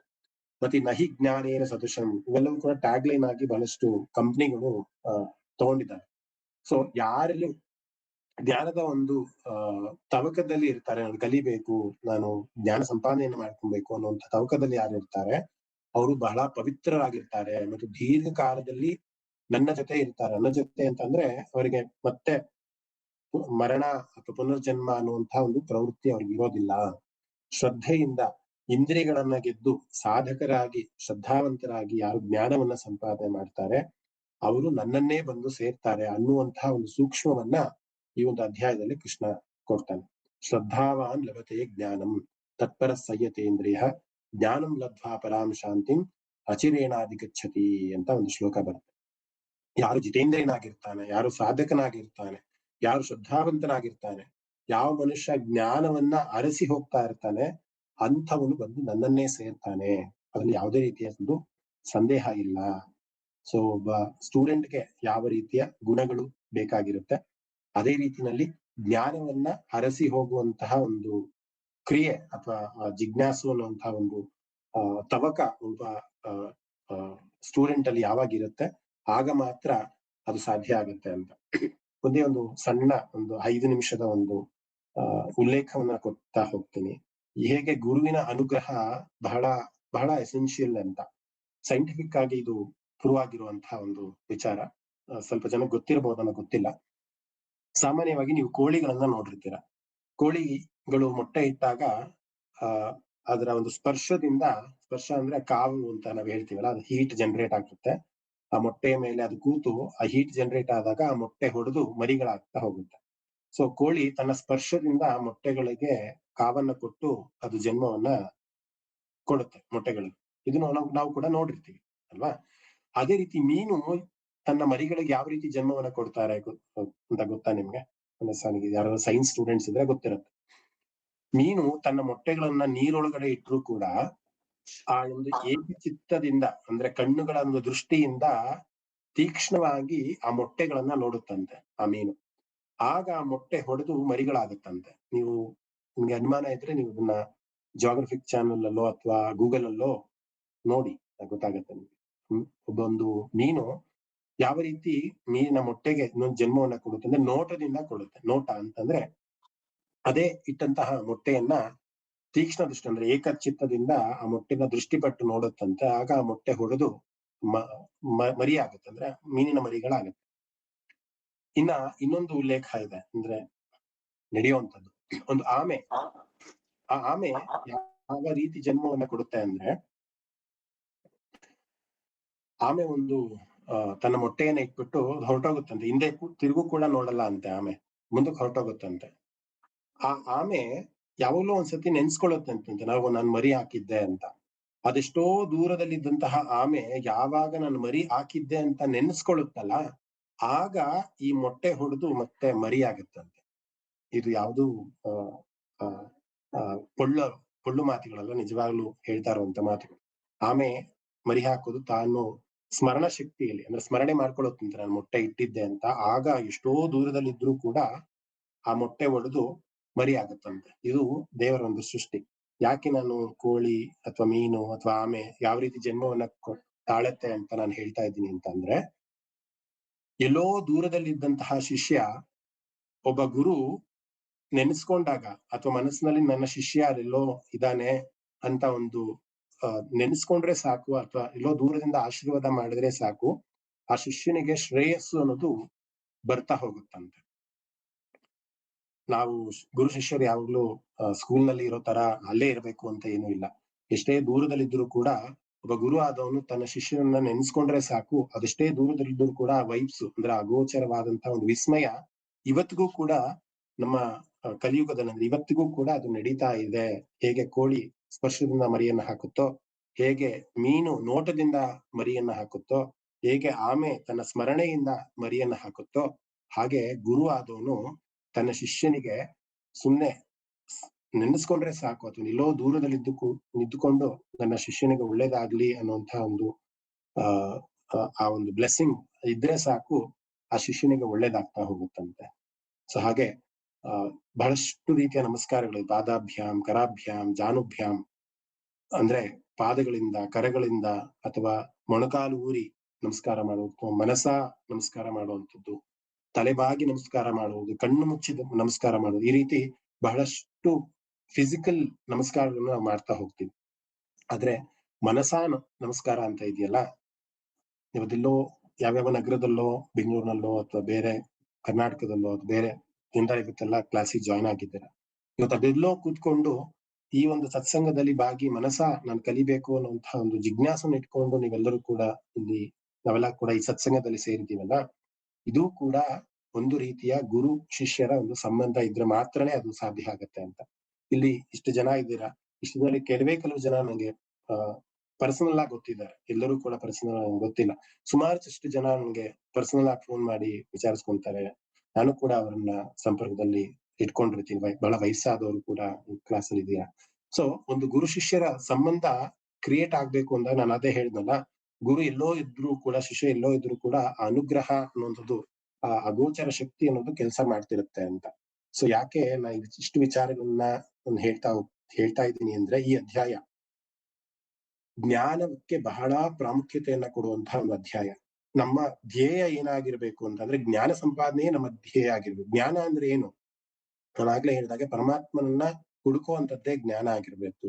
ಭಗವದ್ಗೀತೆಯಲ್ಲಿ ಏನಿದೆ, ಭಗವದ್ಗೀತೆಯಲ್ಲಿ ಇರುವಂತಹ ತತ್ವಗಳೇನು, ಕೃಷ್ಣ ಏನನ್ನ ಹೇಳ್ತಿದ್ದಾನೆ, ಈ ಎಲ್ಲಾ ಶಾಸ್ತ್ರಗಳು ಏನ್ ಹೇಳ್ತವೆ, ಭಗವದ್ಗೀತೆಯ ವಿಷ್ಣು ನಾಮಗಳನ್ನ ಏನ್ ಹೇಳ್ತಾ ಹೋಗುತ್ತೆ, ಆ ನಾಮಗಳಲ್ಲಿ ಇರುವಂತಹ ಪುರಾತನವಾದಂತಹ ಪುರಾಣಗಳು ಏನ್ ಹೇಳ್ತಾ ಹೋಗುತ್ತೆ, ಭಾಗವತ ಏನ್ ಹೇಳ್ತಾ ಹೋಗುತ್ತೆ, ಇದೆಲ್ಲ ಕೂಡ ತಿಳ್ಕೊಂಡು ನಮ್ಮ ಮನಸ್ಸನ್ನ ತುಂಬಾ ಸೂಕ್ಷ್ಮ ಮಾಡಿಕೊಂಡು ಆ ದೇವರ ದೇವರ ಕಡೆಗೆ ಹೋಗ್ಬೇಕಾದ್ರೆ ಬಹಳ ಶುದ್ಧವಾಗಿ, ಪರಿಶುದ್ಧವಾಗಿ, ಜ್ಞಾನ ರೂಪವಾಗಿ ಹೋಗುವಂತಹ ಒಂದು ಕ್ರಿಯೆನಲ್ಲಿ ನಾವು ಹೋದಾಗ ಮಾತ್ರ ನಾವು ಮುಕ್ತಿಗೆ ಪಾತ್ರರಾಗ್ತೀವಿ, ಮತ್ತೆ ಪುನರ್ಜನ್ಮವನ್ನ ನಾವು ತೆಗೆದುಕೊಳ್ಳೋದಿಲ್ಲ.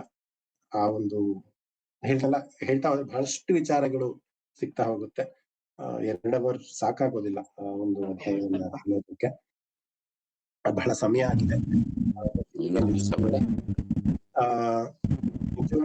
ನನ್ಗೆ ಒಂದು ಬಹಳ ಖುಷಿ ಆಗುವಂತಹ ವಿಚಾರ ಏನಂತ ಅಂದ್ರೆ, ಪ್ರತಿ ಶನಿವಾರ ಅಥವಾ ಪ್ರತಿ ನಮ್ಮ ಹೇಮಾ ಭಗಿನಿ ನಮ್ದು ಯಾವುದೇ ಕ್ಲಾಸ್ ಆದ್ರೂ ಕೂಡ ಬಹಳಷ್ಟು ಮೋಟಿವೇಶನ್ ಆಗಿ ನಮ್ಗೆ ಇನ್ನೂ ಹೆಚ್ಚು ಮಾಡ್ಬೇಕು, ಹೆಚ್ಚು ವಿಚಾರಗಳನ್ನ ಹಂಚ್ಕೊಬೇಕು ಅನ್ನುವಂತಹ ಒಂದು ನಿಟ್ಟಿನಲ್ಲಿ ನೀವೆಲ್ಲರೂ ಕೂಡ ನಮ್ಮ ಜೊತೆ ಇದ್ದೀರಾ ಅಂತ ಬಹಳ ಖುಷಿ ಆಗುತ್ತೆ. ಈ ಸಂಬಂಧ, ಈ ಗುರು ಶಿಷ್ಯ ಅನ್ನೋದಕ್ಕಿಂತ ಒಂದು ಸತ್ಸಂಗದ ಒಂದು ಇದು ಇನ್ನು ಬಹಳಷ್ಟು ವರ್ಷಗಳ ಕಾಲ ನಮ್ಮ ಜೊತೆ ಇರ್ಲಿ, ಪರಮಾತ್ಮನನ್ನ ಸೇರೋದಕ್ಕೆ ನಾವೆಲ್ಲರೂ ಕೂಡ ಆಮೆಯ ತರ ಒಂದು ಕಾಲನ್ನ ಇಟ್ಕೊಂಡು ಹೋಗೋಣ ಅನ್ನುವಂತಹ ಒಂದು ನಿಟ್ಟಿನಲ್ಲಿ ಇವತ್ತಿನ ಸತ್ಸಂಗವನ್ನ ಇಲ್ಲಿಗೆ ಹೆಣ್ಣು ಮಾಡ್ತಿದ್ದೀನಿ. 1 ನಿಮಿಷಗಳ ಕಾಲ ವಿಷ್ಣು ಧ್ಯಾನವನ್ನ ಮಾಡಿ ನಂತರ ಶಾಂತಿ ಮಂತ್ರ ಹೇಳೋಣ.